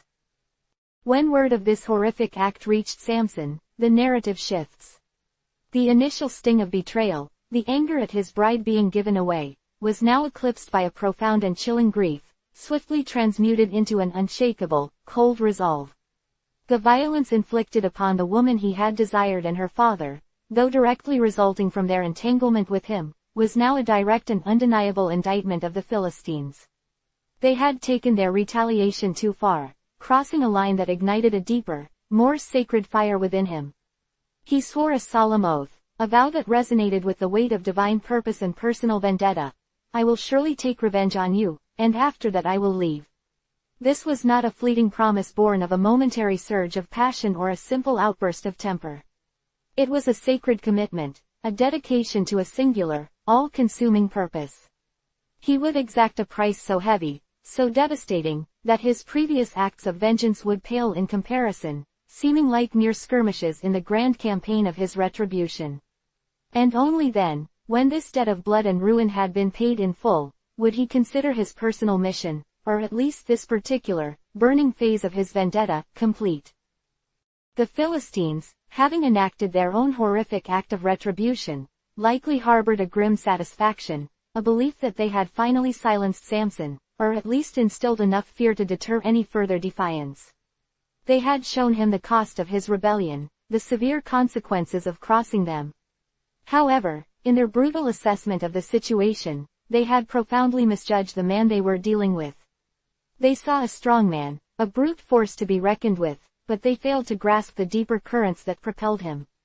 Samson's strength was not merely an endowment of muscle and sinew, it was inextricably linked to a righteous anger, a burning indignation, and at times, a divinely inspired fury that bordered on the supernatural. The tragic deaths of his intended and her father, while no doubt a source of immense personal pain and grief, served as a potent accelerant, fanning the flames of his divinely appointed role as a deliverer of Israel. He was not merely a man acting out of personal pique or a solitary quest for revenge. He was, in the grand narrative of his life, an instrument, albeit a deeply flawed and tragically human one, of a larger, unfolding divine plan. The events surrounding Timnah, therefore, were far more than a simple story of a failed engagement and a clever, yet deadly, riddle. They were the complex, interwoven threads of human desire, cultural conflict, the often impenetrable workings of divine intervention, and the devastating, cascading consequences of unchecked power and escalating violence. This initial entanglement served as a stark and terrifying prologue, highlighting Samson's impetuous nature, his volatile temper, and his chilling capacity for both cunning stratagem and immense, unbridled destruction, irrevocably setting the stage for the further, more catastrophic confrontations that lay ahead in his tumultuous and ultimately tragic life. The seeds of his later, more devastating encounters with the Philistines, the ones that would shake the very foundations of their dominion, were sown not in the fertile fields of abundance, but in the scorched and smoldering remnants of the fields surrounding Timnah. The dust settled, not from a defeated enemy, but from the very earth responding to the tremor of a lone man's fury. Lehi. The name itself would become synonymous with a slaughter so improbable, so utterly defying the natural order, that it would be etched into the collective memory of both his people and their oppressors. It was a scene born from desperation, a desperate gambit that transmuted into a divine exhibition of power. Cornered, outnumbered, and facing the unyielding might of the Philistine legions, Samson was stripped of all conventional weaponry, of all tactical advantage. Yet, in that bleak moment, a primal instinct, a whisper of the divine within him, guided his hand to the most ignoble of tools, the jawbone of a donkey, still raw and echoing with the recent, animalistic silence. This was no battlefield maneuver executed with practiced skill. This was a desperate grab for survival, a raw, instinctual act that, in the crucible of God's will, was transformed into an instrument of awe-inspiring devastation. The jawbone, a humble relic of brute force, became an extension of Samson's divinely augmented strength. Each swing, each brutal arc, was not merely the crushing of bone and flesh, but the shattering of Philistine arrogance, the dismantling of their perceived supremacy. The sheer impossibility of the event was its most potent weapon. 1,000 men, 1,000 trained warriors, armed and armored, met their end by the hand of one man wielding nothing more than a bone. It was a testament, stark and irrefutable, that Samson's power was not his own, but a vessel for a force far greater, a divine mandate made manifest in the most visceral and terrifying way. The accounts, whispered first and then shouted across the lands, spoke of a whirlwind of destruction. The rhythmic, sickening thud of the jawbone against hardened flesh and shield became the soundtrack to a massacre that defied all logic. It was a testament to the sheer, untamed power that God had invested in this chosen son, a power unleashed not for sport or conquest, but in the desperate defense of his people and in fulfillment of a divine purpose that had begun long before Samson himself drew breath. The Philistines, who had come with the certainty of victory, a confidence born of their military might and their vast numbers, now faced an enemy who seemed to draw his strength from the very earth, from the very air they breathed. They were not fighting a man, they were contending with a force of nature, a human embodiment of God's righteous indignation. And in the midst of this cataclysmic display, as the air grew thick with the coppery tang of blood and the desperate cries of the fallen, a new, profound need began to assert itself. The very exertion of such immense power, the channeling of divine wrath through his mortal frame, had taken its toll. A parching thirst, a desperate, primal need that gnawed at his very being, began to consume Samson. The adrenaline of battle, the righteous fury that had propelled him, could not quench the burning in his throat. It was a stark reminder of his humanity, a vulnerability that persisted even in the face of supernatural strength. In the heart of his triumph, amidst the carnage he had wrought, Samson found himself utterly undone by the simplest of biological imperatives. He sank to his knees, the jawbone still clutched in his powerful hand, now a heavy, sodden burden. The 1,000 fallen lay scattered around him, a testament to his might, but their presence offered no solace, no relief to his agonizing thirst. His voice, rough and strained, rose in a plea that was as desperate as it was raw. It was not a prayer of supplication for victory, for that had already been granted in a manner so extraordinary it would forever be beyond human comprehension. This was a prayer born of utter physical desperation, a cry from the depths of his being to the very source of his strength. "O Lord," he gasped, his throat raw, "you have granted this great deliverance by the hand of your servant. Must I now die of thirst and fall into the hands of the uncircumcised?" His plea was a confession of his utter dependence. Even in his most formidable moments, when he seemed to embody the unassailable power of God, he was still a man, susceptible to the frailties of the flesh. The Philistines, though vanquished in this particular engagement, still posed a perpetual threat, their cruelty a constant shadow. To fall to them, even after such a monumental victory, would be an indignity too great to bear, a perversion of the divine purpose he served. His words were not a complaint, but a genuine expression of his dire predicament, a stark recognition that without God's continued intervention, even his divinely granted strength would ultimately fail him. And then, a miracle, as astonishing and as improbable as the slaughter itself, unfolded. The very instrument of his victory, the jawbone of the donkey, became the conduit for divine grace. As if the bone itself possessed a life of its own, or perhaps as if God, in his infinite wisdom, had imbued it with a hidden potential, a hollow within it, previously unnoticed or perhaps divinely concealed, responded to Samson's desperate plea.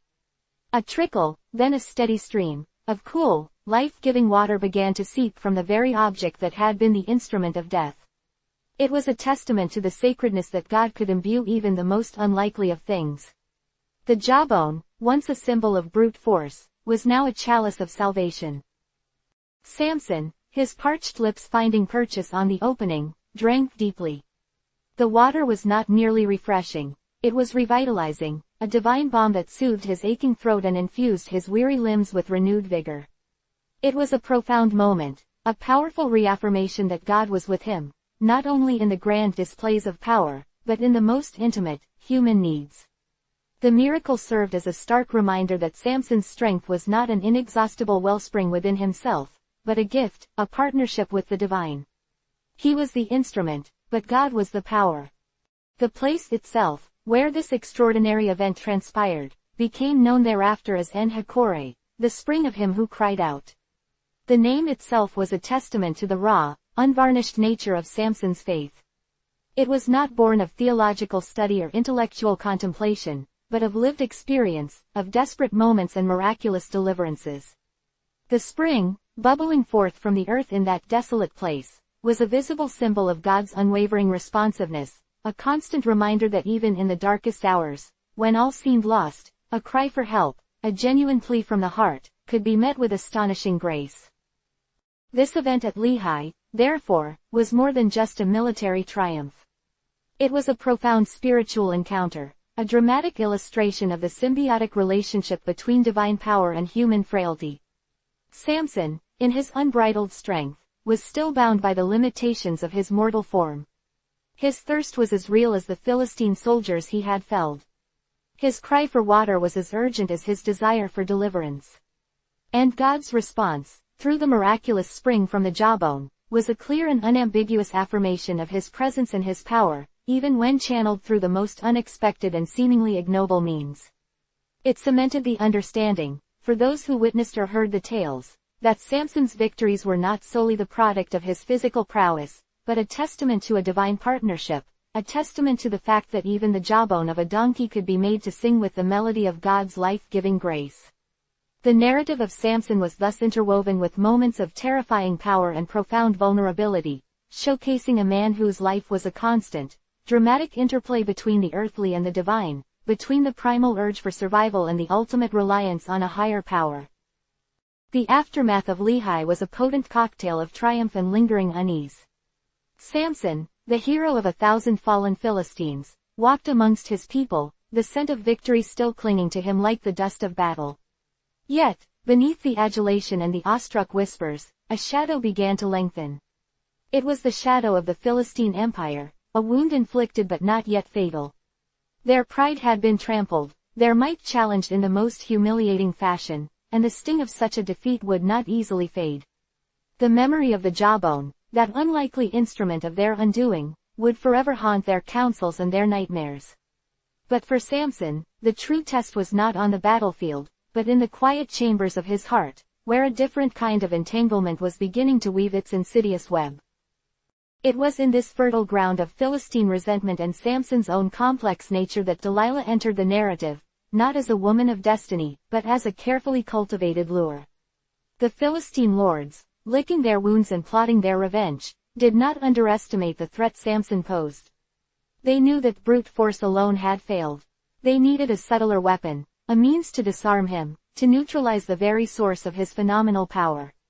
And so, their gaze, sharp and calculating, fell upon the valley of Sorek, and upon a woman whose name would become synonymous with treachery and the unraveling of divine favor. Delilah. She was not an unknown entity. Her beauty was spoken of in hushed tones, a charm that could disarm the most hardened warrior, a wit that could ensnare even the most guarded soul. The Philistine rulers, understanding the potent combination of Samson's immense strength and his susceptibility to female allure, saw in Delilah their ultimate operative. The proposal, no doubt, was presented with all the persuasive power and glittering promises that wealth and influence could muster. A sum of silver, a staggering amount, was laid before her, enough to secure her a life of unparalleled comfort and security. The task was simple, yet profoundly dangerous: discover the secret of Samson's strength. Uncover the root of his might, and the Philistines would have their victory. For Delilah, the allure of such riches, coupled with the thrill of wielding such power over a man renowned for his invincibility, was an irresistible temptation. The seed of deceit was planted. Her approach was artful, a masterclass in psychological manipulation. She did not storm into his life with accusations or demands. Instead, she offered him the warmth of companionship, the solace of affection, the intoxicating embrace of a lover. Samson, perhaps weary from the burdens of his divine calling, perhaps simply succumbing to the natural desires of a man, found himself drawn to her. Her beauty was undeniable, her attention intoxicating, and in the intimacy of their shared moments, he began to let down his guard. Delilah, with her captivating eyes and honeyed words, was the perfect vessel to extract the truth. She asked, not as a conqueror, but as a devoted partner, her voice laced with apparent concern and curiosity. "How can you say, 'I love you,' when your heart is not with me?" she would implore, her gaze fixed on his, a subtle weapon of emotional blackmail. "You have mocked me 3 times now and have not told me where your great strength lies." Samson, caught in the web she spun, felt the pressure mounting. The unspoken threat of her withdrawal, the implied accusation of his insincerity, began to wear him down. He was a man of immense physical power, capable of tearing apart lions and slaying thousands, but in the delicate dance of emotional manipulation, he was surprisingly vulnerable. He wanted to please her, to reassure her of his affection, and in his desperation to appease her, he began to concoct lies, weaving a tapestry of deceit to shield the truth. The first time, he told her, "If anyone binds me with 7 fresh bowstrings that have not been dried, then I shall become weak and be like any other man." Delilah, her heart pounding with a mixture of excitement and apprehension, listened intently. She did as he said, preparing the bowstrings, her hands trembling slightly. As he slept, she bound him tightly, the cords digging into his flesh. But when the Philistines were called, and she cried out, "Samson, the Philistines are upon you," he easily broke free, the bowstrings snapping like dry reeds. The power, she saw, was still within him. Her disappointment was feigned, her relief a performance. Samson, perhaps amused by her gullibility, perhaps slightly annoyed at the intrusion, found a perverse satisfaction in his cleverness. He had tested her, and she, in her haste, had failed to discern the truth from his fabrication. But Delilah was not easily deterred. The Philistine lords, though initially frustrated, renewed their pressure. They offered her more money, more enticements, urging her to persist. "He is only trying to trick us," they would say, their voices laced with frustration. "Find out his secret, and we will reward you handsomely." And so, Delilah returned to Samson, her resolve hardened, her strategy refined. She would not be so easily fooled again. The second time, Samson offered another half-truth, a variation on the theme of being subdued. "If they bind me with new ropes that have never been used," he declared, his eyes twinkling with a hint of mischief, "then I shall become weak and be like any other man." Delilah, ever the diligent operative, procured new ropes, thick and strong. Again, she waited for him to fall asleep, her heart a battleground of ambition and a growing, unsettling awareness of the game she was playing. She bound him, her movements precise and deliberate. And again, when she called out, "Samson, the Philistines are upon you," he rose and snapped the ropes as if they were threads.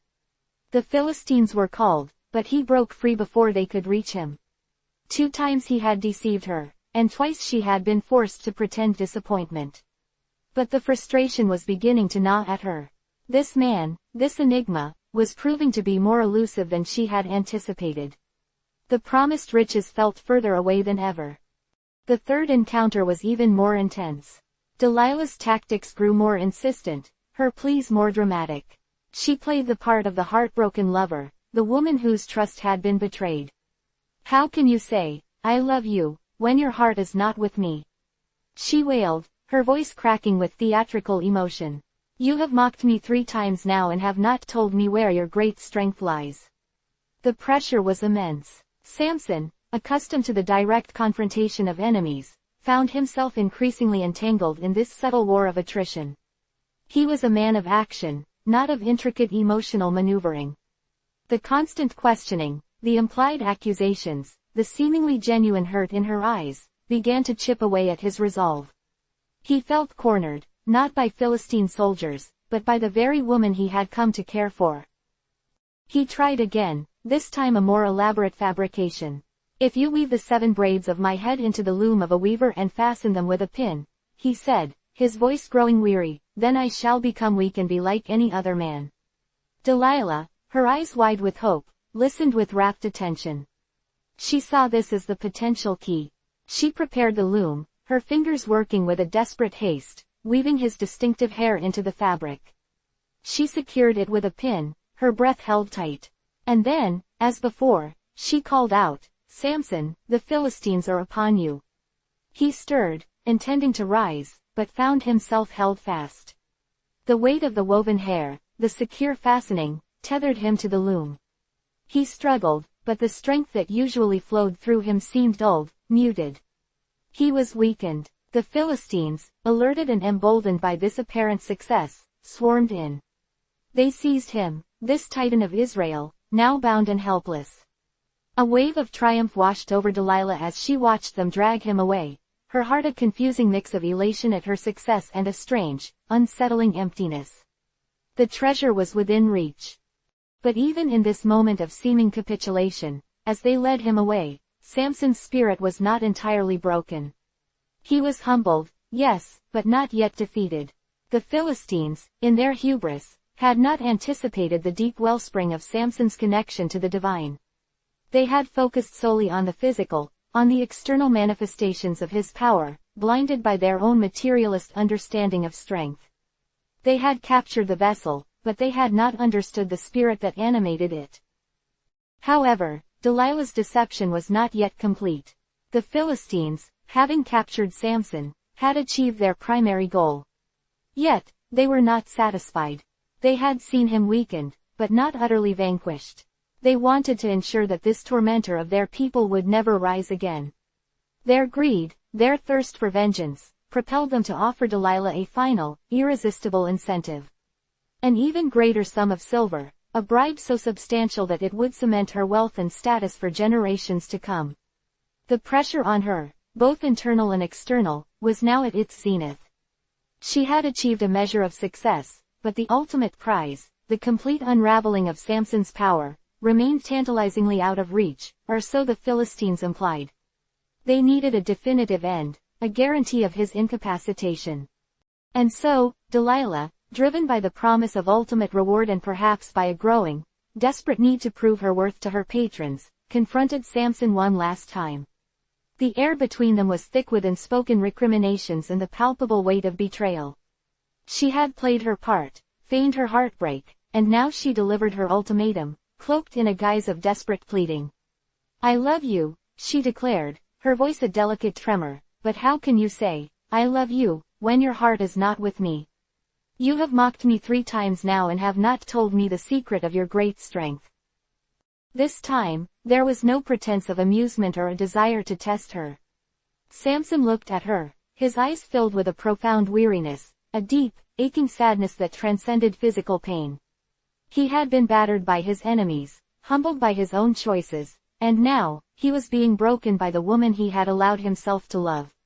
The constant questioning, the relentless pursuit of his secret, the evident greed that fueled her persistence, it had all taken its toll. He saw, perhaps for the first time, the true depth of her betrayal, the utter hollowness of her affections.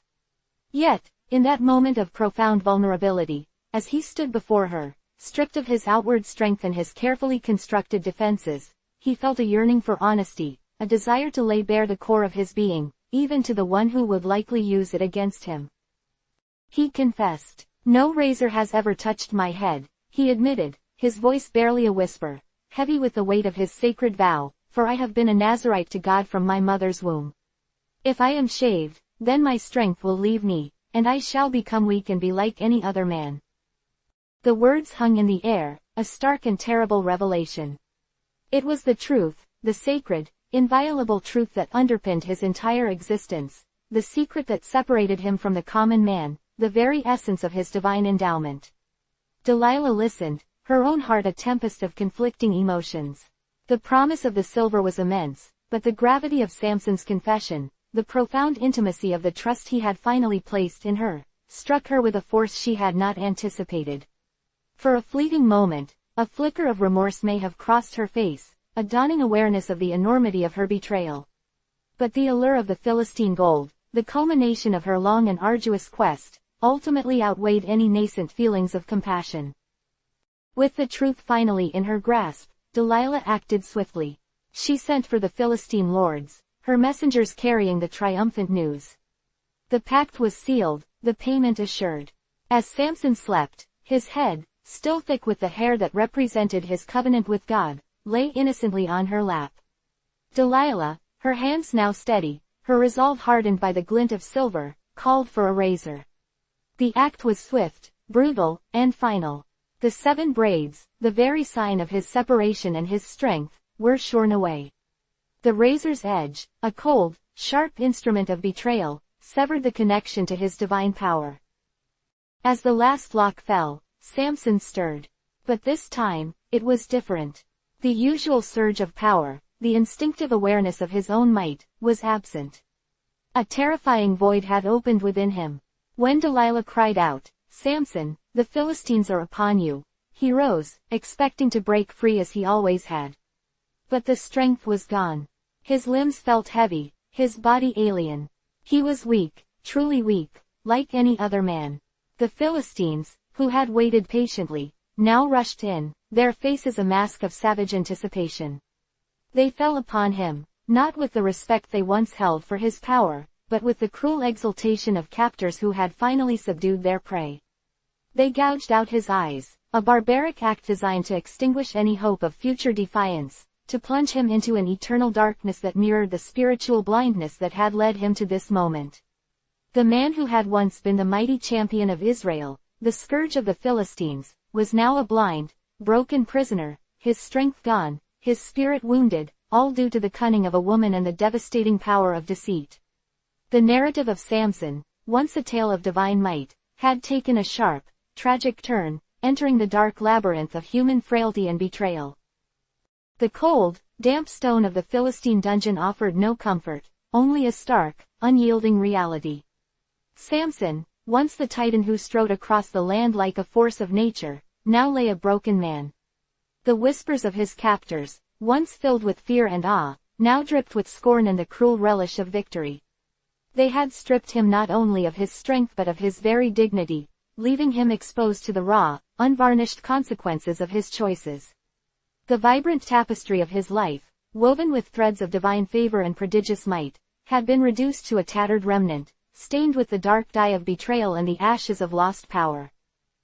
The shaving of his head had been more than a physical act, it was a ritualistic dismantling of his identity. Each lock of hair that fell to the floor was a severed link to his God, a physical manifestation of the spiritual severance that had occurred. He felt it as a profound emptiness, a chilling void where the vibrant current of strength had once flowed. It was as if the very air he breathed had thinned, and the earth beneath him had lost its solidity. The roar of the crowd, the cheers of his own people, the thunderous impact of his blows against his enemies, all seemed like echoes from a distant, forgotten life. Now, only the grating sound of chains and the mocking laughter of his tormentors filled his world. They paraded him through the streets of Gaza, a grotesque spectacle for the very people he had terrorized.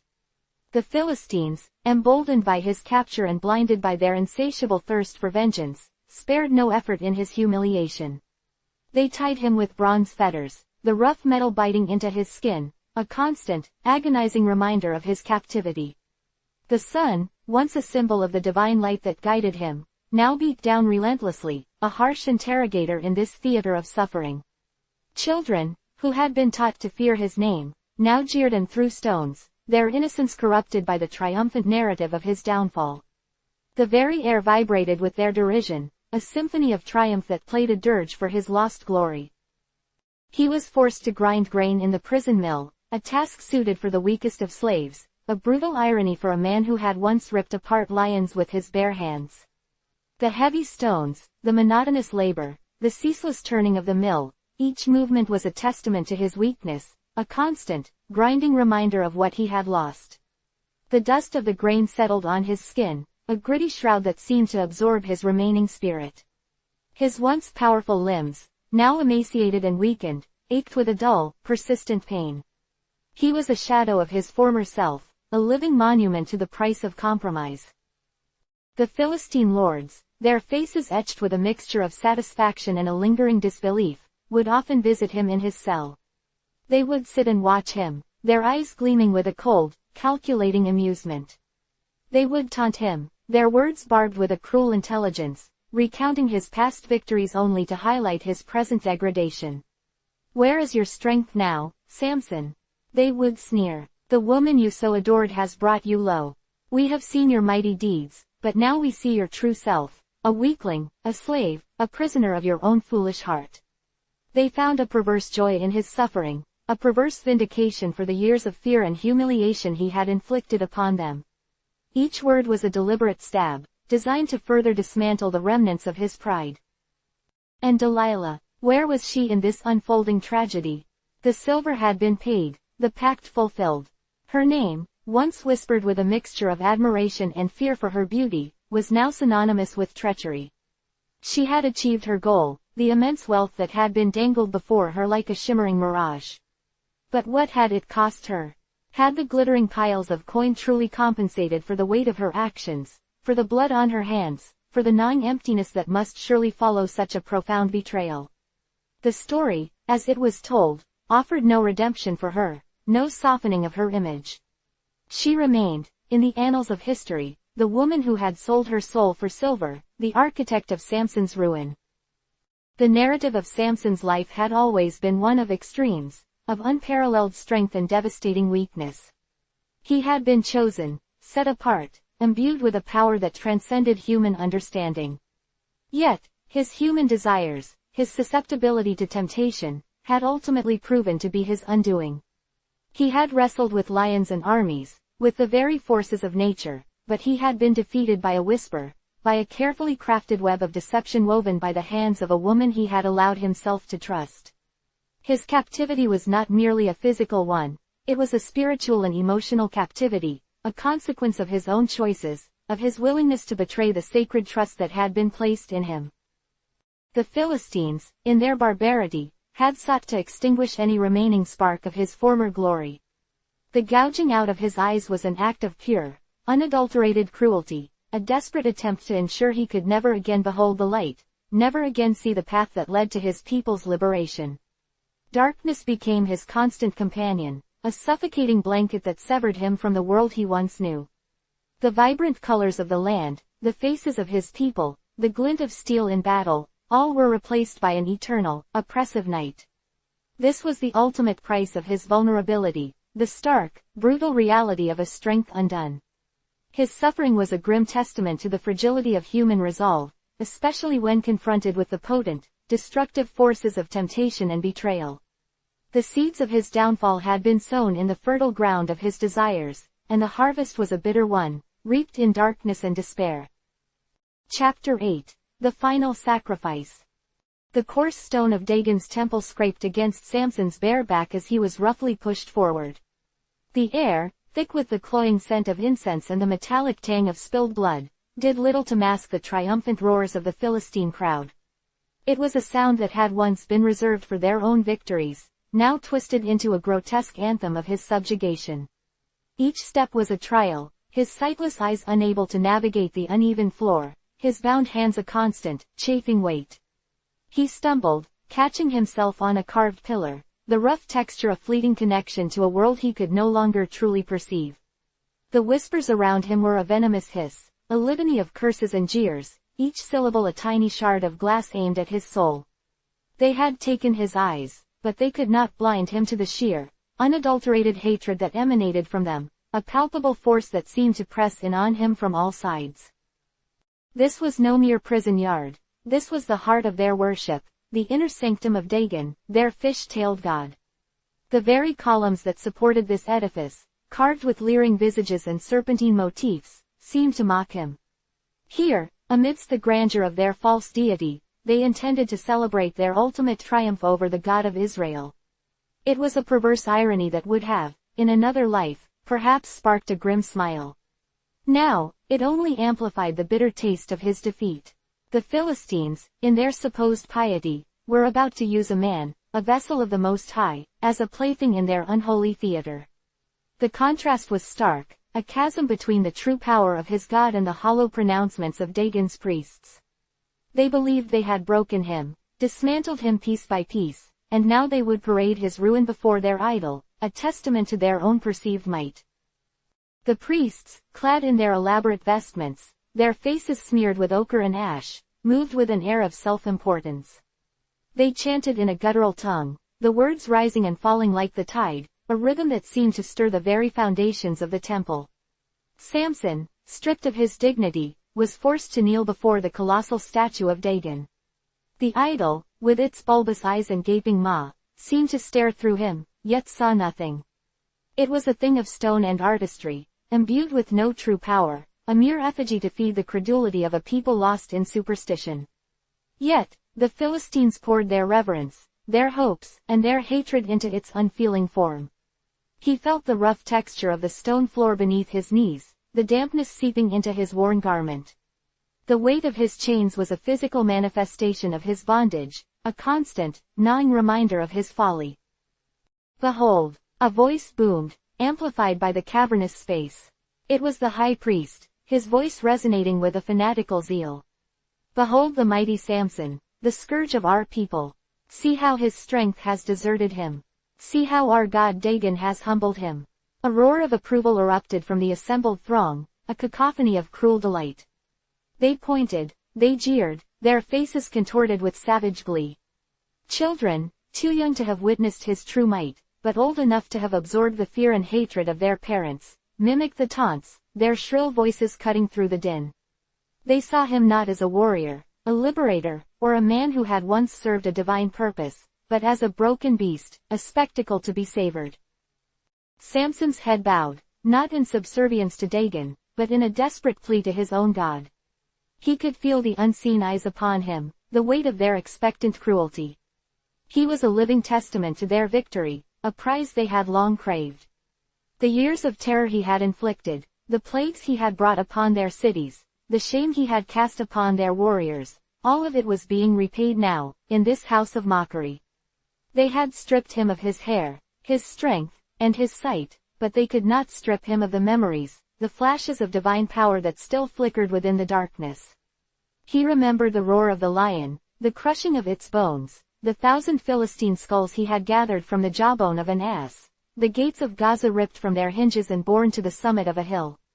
These were not the deeds of a man alone, but of a God working through him. The high priest continued his sermon of triumph, his words laced with venom and false prophecy. Dagon has shown us his favor. He has delivered our enemies into our hands. This man, who defied us, who mocked our gods, is now our slave, our jester. Let him entertain us. Let him provide sport for our amusement. The crowd cheered wildly, their thirst for vengeance momentarily sated by the sheer indignity of his presence. They wanted more than just his captivity, they wanted his utter humiliation, a public spectacle of their god's supposed superiority. Then, a rough hand seized Samson's arm, yanking him to his feet. He was shoved forward, his bare feet sliding on the polished stone. The movement was jarring, disorienting. He could hear the shuffling of sandals, the murmur of the crowd, the rhythmic clang of something being struck. They wanted a demonstration of his remaining strength, a pathetic echo of his former power. They brought him to a raised platform, where a young, strong Philistine stood, a young bull held on a tether. The animal, sensing the tension, snorted and pawed the ground, its eyes wide with alarm. This was their perverse game, to pit the blinded giant against a beast, to witness his final, pathetic struggles. Samson felt the young bull's breath on his face, the musky scent of its fear mingling with the stale air of the temple. The crowd fell silent, a hushed anticipation hanging heavy. They expected him to falter, to weep, to beg. But as he stood there, a profound stillness settled over him. The taunts, the jeers, the very air of mockery seemed to recede. He was no longer in the temple of Dagon, surrounded by his enemies. He was in the silence of his own spirit, a space where the echoes of his God's voice still resonated. The darkness that had been forced upon his eyes was, in a strange way, a liberation. It had stripped away the distractions, the superficialities, leaving him with a clarity he had not known even in his prime. He reached out, his hands finding the coarse hair of the bull's neck. He felt the powerful muscles bunching beneath the skin, the raw, untamed energy of the creature. The young Philistine, confident in his victim's weakness, began to taunt him. "Go on, Samson, show us the strength that made our warriors tremble. Rip this bull apart, just as you did the lion." Laughter rippled through the crowd, but it was a nervous laughter, a lingering echo of the fear he had once inspired. In that moment, a memory, sharp and clear, flashed through Samson's mind, the whisper of his mother, the words of his vow, the power that flowed not from his own will, but from the divine presence that had chosen him.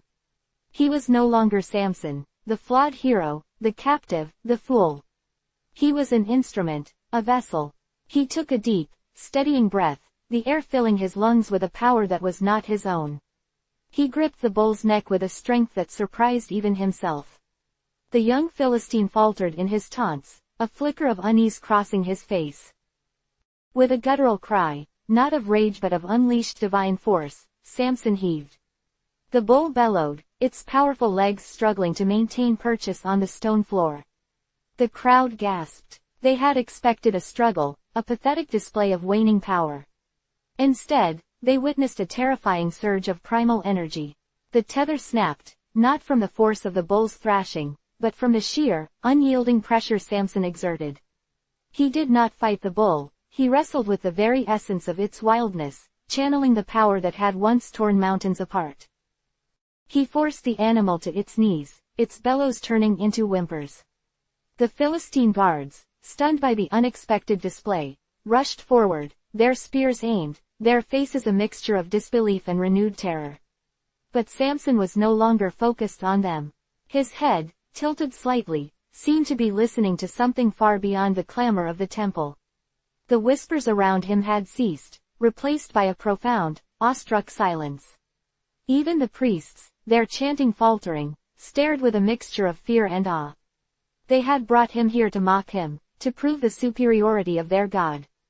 Instead, they were witnessing a power they could not comprehend, a force that defied their understanding of strength and defeat. They had intended to turn him into a spectacle, a jester for their amusement. They had thought to break him by stripping him of his sight, his freedom, his very identity. But in their blindness, they had overlooked the source of his true strength. It was not in his eyes, nor in his muscles, but in a connection that transcended the physical realm. They had created a temple of mockery, a stage for his degradation, but in doing so, they had unwittingly provided him with the perfect setting for a final, undeniable testament to the God they so despised. The very stones of their pagan temple seemed to tremble at the unspoken power that filled the space, a power they could not control, could not comprehend, and could not defeat. The air crackled, not with their chants of victory, but with the silent, potent presence of the divine. The air in the Philistine temple, once thick with the stench of incense and the metallic tang of spilled blood, now seemed to carry a different scent, subtle yet undeniably present. It was the scent of life, of renewal, a faint whisper against the oppressive weight of despair. Samson, stripped of his sight, his freedom, and his dignity, knelt before the colossal idol of Dagon, his head bowed, not in supplication to the pagan god, but in a posture of deep, internal communion. The Philistines had taken his eyes, believing they had extinguished the light of his strength. They had bound him, thinking to shackle the power of the Almighty. But in their blindness, they had failed to see the truth. True strength, the kind that flowed from the divine, could not be contained by mortal chains, nor extinguished by earthly suffering. He felt it first as a tingling sensation, a subtle warmth that spread across his scalp, like the gentle touch of a loving hand. It was a sensation he had not felt in a long time, a sensation that stirred memories of a sacred vow, of a power that had once flowed through him like a river. His hair, the physical manifestation of his separation unto God, had been shorn, its very essence believed to be the source of his prodigious might. They had celebrated its removal, seeing it as the final act of their triumph. But they had not understood. They had mistaken the symptom for the cause. The cutting of his hair had not diminished his connection to his God. It had, in a way, purified it, stripping away the arrogance that might have crept into his heart, leaving him with the raw, unadulterated essence of his calling. Now, beneath the rough hands of his captors, who still occasionally tugged and mocked at his shorn head, a miracle was unfolding. The stubble that had once been a symbol of his shame was lengthening, imperceptibly at first, then with a growing confidence. Each strand was a testament, a silent declaration that the divine covenant was not broken. It was a promise whispered in the darkness, a harbinger of a power that transcended physical degradation. Samson, though blind, could feel it. He could feel the returning life, the subtle thickening, the growing length of the sacred locks. It was a sensation that filled him not with boastful pride, but with a profound sense of awe and responsibility. The Philistines, consumed by their own triumph, remained oblivious. Their celebrations had been loud and boisterous, their taunts sharp and venomous. They paraded him through their streets, a spectacle of their god's supposed victory, a blind behemoth reduced to a plaything. They forced him to grind grain, a demeaning task for a man whose very hands had once crushed armies. They made him a spectacle in their feasts, a blind jester for their amusement. But as they reveled in his humiliation, the very thing they had sought to extinguish was silently regenerating. The strands of his hair, the symbol of his divine anointing, were slowly, surely, reclaiming their length. It was a subtle rebellion, a quiet defiance woven into the fabric of his suffering. The Nazirite vow, once a source of pride and power, had become a crucible. Stripped of his sight, his strength seemingly gone, Samson was forced to confront the core of his being. He had relied on his physical might, on the visible manifestations of God's favor. Now, in the suffocating darkness of his captivity, he was learning a deeper truth, that true strength was not merely a physical attribute, but a spiritual surrender. His hair was growing back, not because he was actively striving for power, but because he was finally, truly, yielding himself to the will of his God. The priests of Dagon, in their arrogance, saw his shorn hair as a final blow. They had no inkling that the very act that was meant to signify his end was, in fact, the prelude to a new beginning. They did not understand the nature of the God of Israel, a God who could find strength in weakness, who could orchestrate victory from defeat, and who could imbue even the humblest of servants with unparalleled power. Samson, in his blindness, was beginning to see more clearly than he ever had before. He could no longer see the smug faces of his oppressors, nor the imposing statue of Dagon, but he could feel the presence of the divine, a radiant light within the darkness of his physical world. The tingling on his scalp became a constant, reassuring presence. It was a reminder of the sacred charge he carried, a charge that had not been rescinded despite his failures, despite his capture. The Philistines had celebrated his downfall, believing they had neutralized the threat he posed. They had paraded him as a testament to Dagon's supremacy, a trophy of their conquest. But they had failed to recognize that Samson was more than just a man with extraordinary strength. He was a vessel, chosen and empowered by the Most High. And when the vessel was emptied, when it was broken and brought low, the divine power that filled it was not depleted, but rather, was being recalibrated, refined, and prepared for a purpose yet to be fully revealed.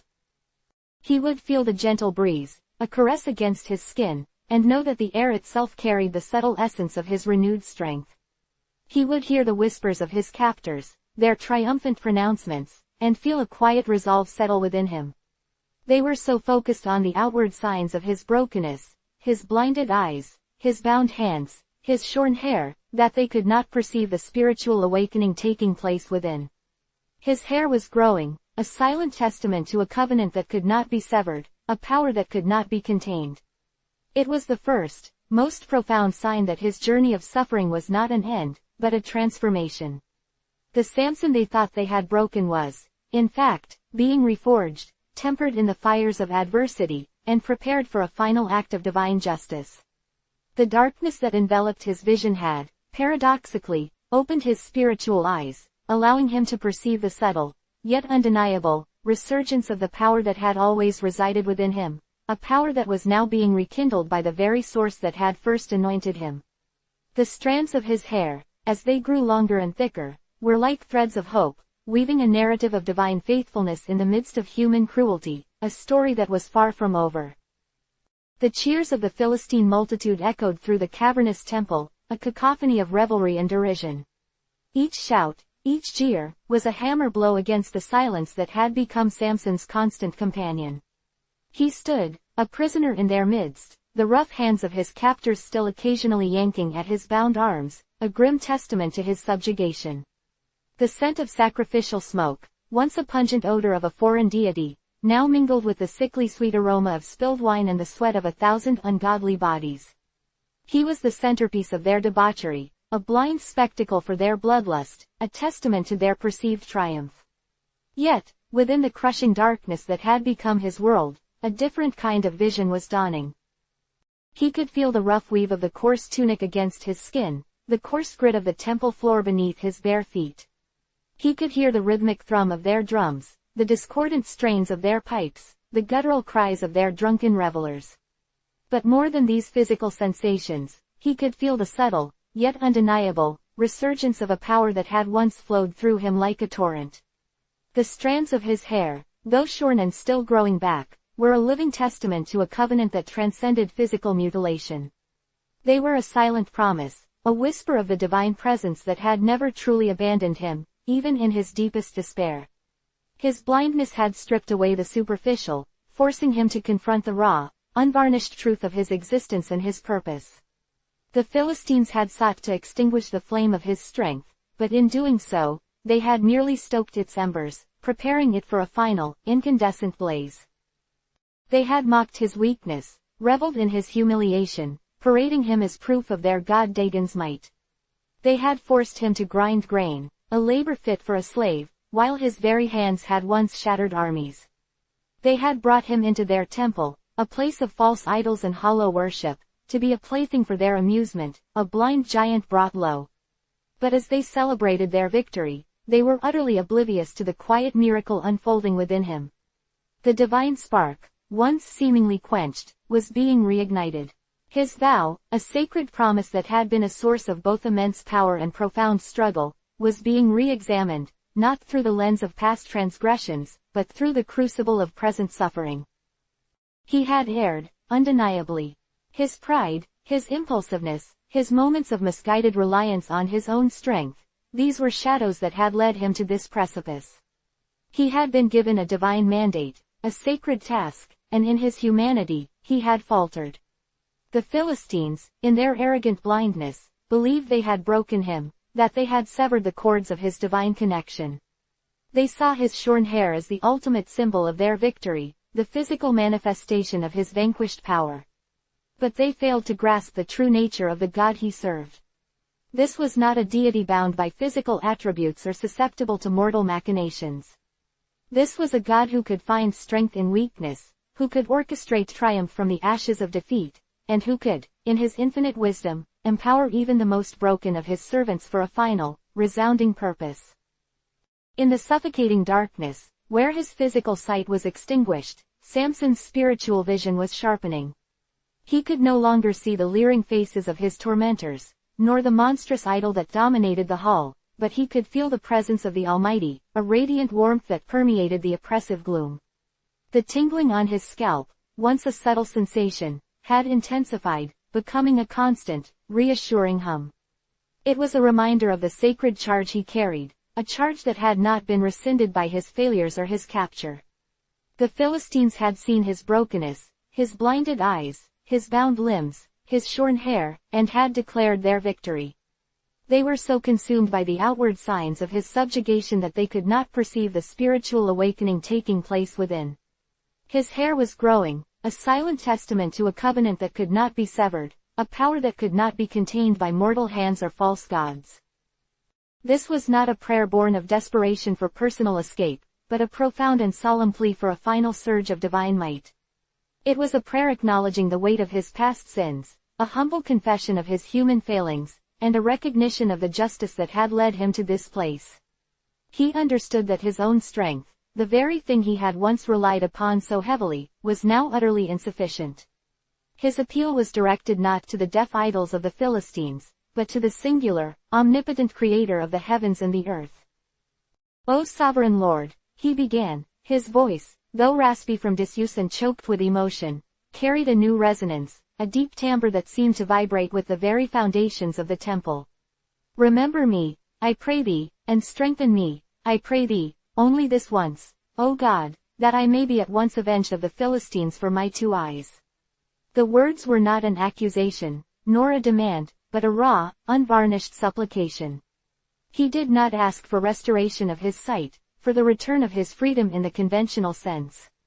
He asked for a specific, focused outpouring of divine power, a singular moment of strength that would serve a higher purpose. He felt the subtle shift in the air, the palpable thickening of the divine presence that surrounded him. It was as if the very atmosphere of the temple, once heavy with the stench of idolatry, was now charged with an otherworldly energy.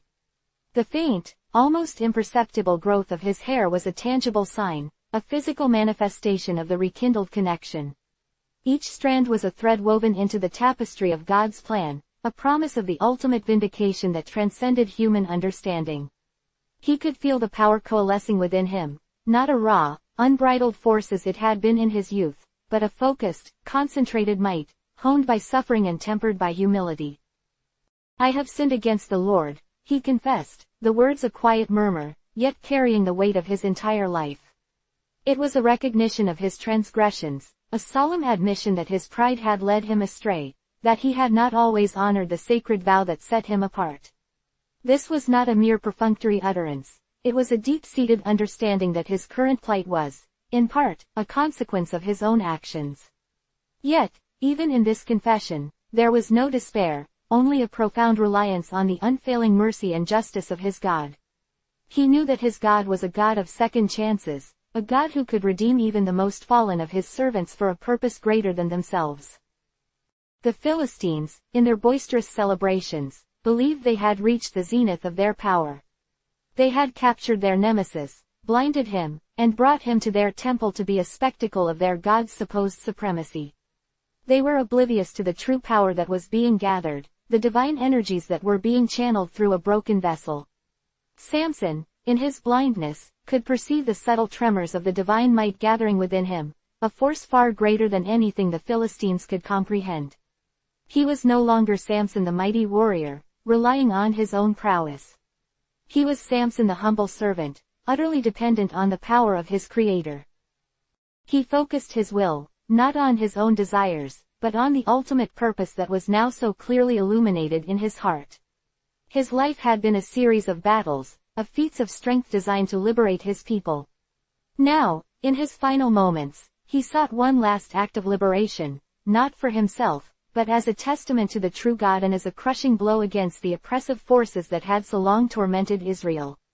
The Philistines had brought him to the center of their worship, to the very heart of their idolatry, and it was here that he would make his final stand, a stand empowered by the divine.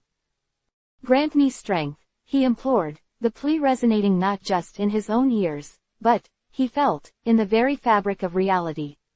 "Grant me strength to strike a decisive blow, to bring down this house, and in its fall, to bring down those who have mocked thy name and enslaved thy people."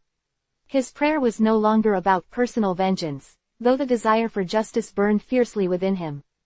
It was about the vindication of his God, about a final, undeniable declaration that the God of Israel was the only true God, and that the idols of the Philistines were powerless and false.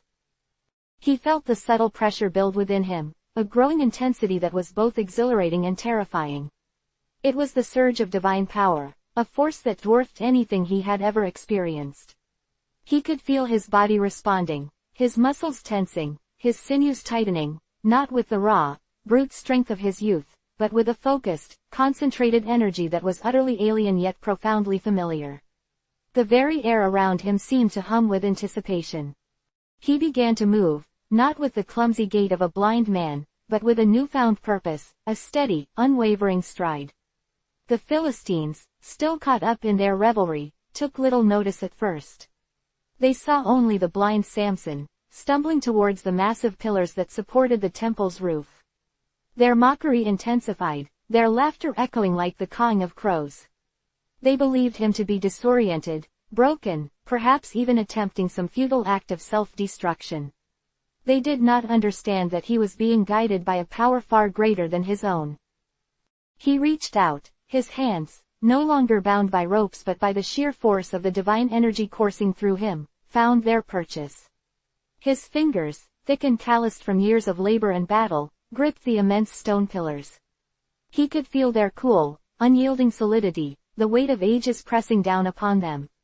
He took a deep breath, filling his lungs with the thick, incense-laden air, and with it, he drew in the very essence of the divine strength that was now his to command. This was the culmination of his life, the ultimate fulfillment of his calling. He had been chosen, empowered, and now, in his brokenness, he was being used for a final, glorious purpose. The Philistines had brought him here, believing they had secured their ultimate victory. But they had, in their ignorance, provided the very stage for their own destruction. The temple, a monument to their false god and their hubris, would become their tomb. And Samson, the blind Nazarite, would be the instrument of their final reckoning, his sacrifice a testament to the enduring power and sovereignty of the God of Israel. The plea to the Almighty had been answered, not with an escape from the darkness, but with a radiant light that would consume all in its path, a final, incandescent declaration of divine justice. The rough-hewn stone of the pillars bit into Samson's palms, a grounding sensation amidst the swirling chaos of sound and scent. He positioned himself, drawing a deep, steadying breath that filled his lungs with the thick, cloying air of the temple, a pungent melange of animal sacrifice, fermented offerings, and the unwashed masses. It was a suffocating miasma, yet to him, it was the very breath of his purpose. His blindness, once a source of despair, now sharpened his other senses, allowing him to feel the immense, shuddering weight that bore down upon the colossal supports he now embraced. He could feel the ancient, cool solidity of the stone beneath his fingers, the subtle vibrations that pulsed through them from the roaring multitude gathered before him. These were not just pillars, they were the very bedrock of Philistine arrogance, the physical manifestation of their defiance against the God of Israel. He understood, with a clarity that transcended his physical sight, the architecture of this place of false worship. The Temple of Dagon, a monument to their supposed triumph, was a marvel of crude but effective engineering, designed to inspire awe and servility. Massive columns, hewn from the very earth, rose like stoic sentinels, their broad bases anchoring them deep into the temple floor, their capitals flaring outwards to support the immense weight of the timbered roof and the countless tons of stone and earth that formed its superstructure. Samson could feel the sheer girth of the pillars he'd found, each one a trunk of a giant stone tree, reaching upwards into the shadowed expanse. They were designed to withstand earthquakes, to endure the passage of centuries, to stand as immutable testaments to the enduring power of their sea god. But they were also designed to be the locus of their strength, the very heart of their monumental construction, and thus, its most vulnerable point. The noise of the Philistines was a physical force, a tidal wave of exultation and derision that crashed against him. They saw him as their prize, their ultimate proof that their god Dagon had triumphed over the God of Israel. They had brought him to this place, the sanctum of their worship, to witness their victory, to be a living testament to his humiliation. He could feel the press of the crowd, a restless sea of bodies surrounding him, their breath a hot, fetid tide against his skin. He imagined their faces, contorted in sneering delight, their eyes fixed on him, the blind giant, brought low. But they were blind in a far more profound way than he was. They could not see the divine power that now coursed through his veins, the focused, unwavering resolve that had replaced the scattered remnants of his former self. He pushed against the pillar, not with the wild abandon of desperation, but with a calculated, methodical application of force. He could feel the stone groan, a low, resonant sound that was almost imperceptible beneath the din of the crowd, but which vibrated through his very bones. It was a whisper of defiance, a harbinger of destruction. He knew the structural integrity of this place, the way these pillars were interconnected, the distribution of weight, the very principles that held the edifice aloft. His capture, his suffering, his newfound humility, all these had coalesced into a single, potent understanding. He was not just a man, he was an instrument, and the temple of Dagon was his anvil. He strained, his muscles bunching and tightening, each fiber of his being focused on a single objective. He felt the first, subtle shift, a tiny give in the unyielding stone. It was a tremor, a prelude to the symphony of destruction he was about to unleash. The Philistines, caught in their revelry, were oblivious. They cheered, they sang, they hurled insults, their voices hoarse with the intoxicating blend of wine and triumph. They believed Samson was broken, a mere shadow of his former glory, a spectacle for their amusement. They saw his blindness, his shorn hair, his chained wrists, though now the chains had been removed by his own unseen power, and they saw only weakness. They failed to comprehend the nature of the power that had once flowed through him, a power that was not merely physical, but divine. He leaned his weight into the pillar, his broad shoulders pressing against the stone. He felt the rough texture, the imperfections, the millennia of erosion that had sculpted its surface. It was a tangible connection to the earth, to the very foundations of this land that had been a source of both his strength and his torment. He was no longer the Samson who had relied solely on his own might, the warrior who had reveled in personal glory. He was a vessel, emptied and refilled, a conduit for a power that transcended his own mortality. His prayer had been answered, not with an escape, but with an empowerment, a divine mandate for a final, earth-shattering act. The second pillar. He shifted his stance, his bare feet finding purchase on the gritty floor. He could sense its position, a mirror image of the first, strategically placed to bear the immense load of the central span of the roof. He reached out, his hands finding its rough surface. This one felt older, perhaps, or subjected to different stresses, but it was just as formidable, just as essential to the temple's existence. He took another deep breath, the air thick with the stench of their unholy celebration, and exhaled slowly, channeling the nascent power that thrummed within him. This was the moment, the culmination of his life, the ultimate sacrifice, not of himself alone, but of an entire oppressive force.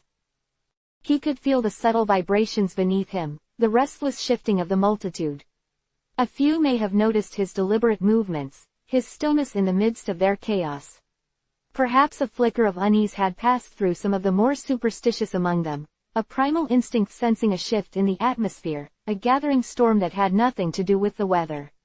But these were fleeting moments, easily dismissed in the intoxicating haze of their victory celebration. They were confident in the solidity of their temple, in the impregnability of their god Dagon's domain. Samson pushed. He gritted his teeth, his jaw clenched, his body tensing like a drawn bowstring. He felt the stone resist, a stubborn immovability that seemed to mock his efforts. But then, a creak. A deep, guttural groan from the heart of the structure. It was the sound of ancient bonds loosening, of foundations beginning to yield. He felt a surge of adrenaline, not the reckless exhilaration of his youth, but a focused, potent energy. This was not about him, it was about the vindication of his God, about the liberation of his people. He could feel the sweat trickling down his temples, stinging his blinded eyes, but he did not flinch. His focus was absolute. He could sense the vastness of the space around him, the height of the ceiling lost in shadow, the sheer mass of the building pressing in. He felt the weight of the entire structure teetering on the brink, held in a precarious balance by the two immense pillars he now strained against. They were the linchpins, the fulcrums upon which the entire edifice rested. Remove them, and the whole would collapse. The second pillar gave way with a more pronounced groan, a sound that finally cut through the din of the revelers. A hush fell over a portion of the crowd, a ripple of apprehension spreading through the throng. Some turned, their laughter faltering, their eyes wide with a dawning realization.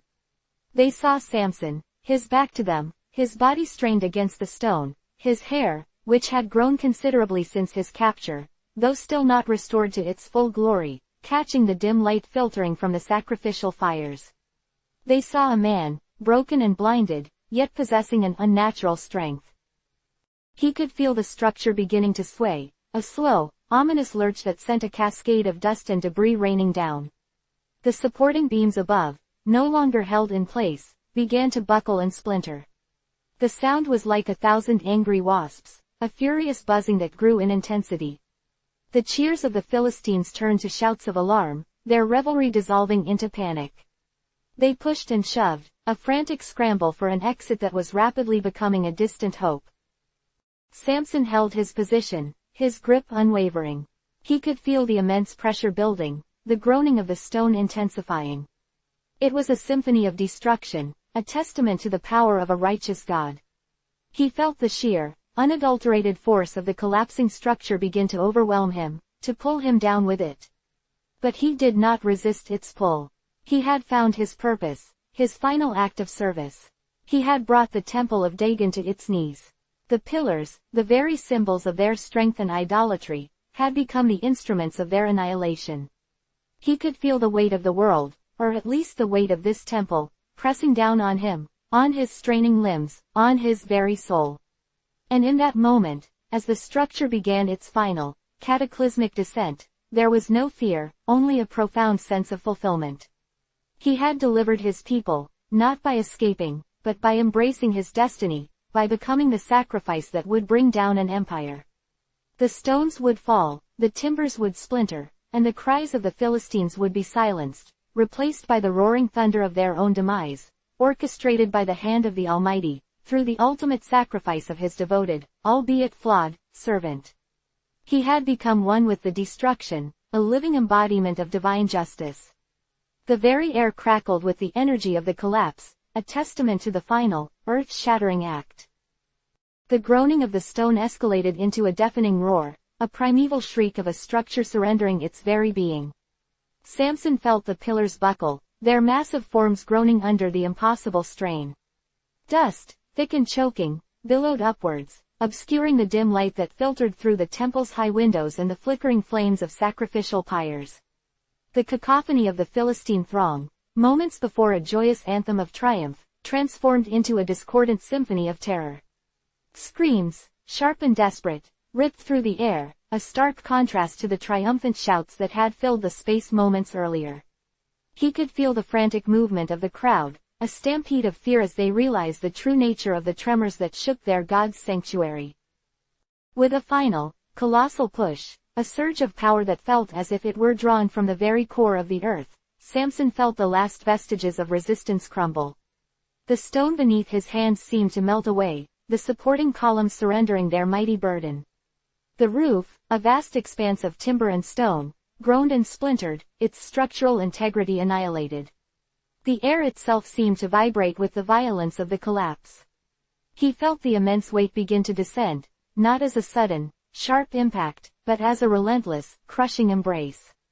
It was the weight of their hubris, the weight of their idolatry, the weight of their defiance against the one true God, all descending upon them. He did not try to evade the inevitable. His purpose was singular, his destiny clear. He had come to this place not to escape, but to fulfill. He had been brought low, blinded, humbled, but in that humbling, he had found a power far greater than any physical strength. It was the power of divine resolve, the unwavering commitment to a God who had chosen him, however imperfectly, as his instrument. He braced himself, not against the falling debris, but into it, becoming one with the cataclysm he had unleashed. He felt the rough, splintering wood strike against him, the sharp edges of falling stone graze his skin, but his focus remained unbroken. The sound was indescribable, a cataclysm of noise that dwarfed the cries of the dying. It was the sound of a mountain toppling, of an ancient oak being uprooted, of a deafening thunderclap that reverberated through the very bones of the earth.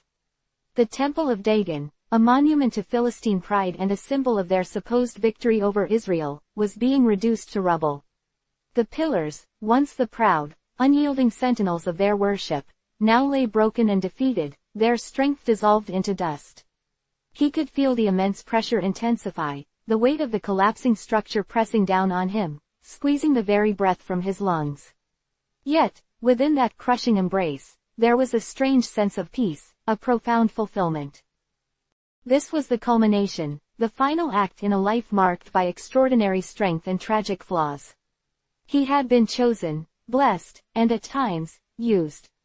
He had stumbled, he had erred, but in the end, he had been granted the clarity to see his true purpose.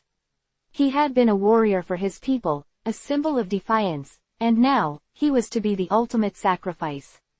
His blindness, a physical affliction that had once seemed a curse, had become a spiritual insight, allowing him to perceive the true spiritual battle that raged around him. He was not merely a man bringing down a building, he was a force of divine justice, an agent of retribution against those who had mocked and oppressed his people. He thought of his people, scattered and suffering under the Philistine yoke. He thought of the years of their oppression, of the humiliation and despair they had endured.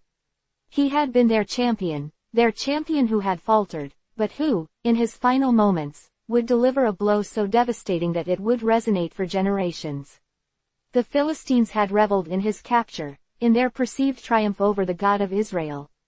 They had brought him to their temple to desecrate him, to mock him, to parade their victory. But they had misjudged the power of a God who could imbue a fallen hero with one last, devastating surge of might. The sheer scale of the destruction was something he could only feel, a vast and overwhelming sensation. He was buried beneath tons of stone and timber, a monument to his own demise and to the downfall of his enemies.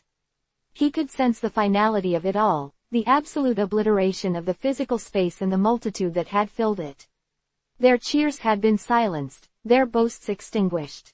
They had sought to extinguish him, to break his spirit, and in doing so, they had invited their own destruction. His sacrifice was not merely an act of vengeance, it was a stark and terrible warning.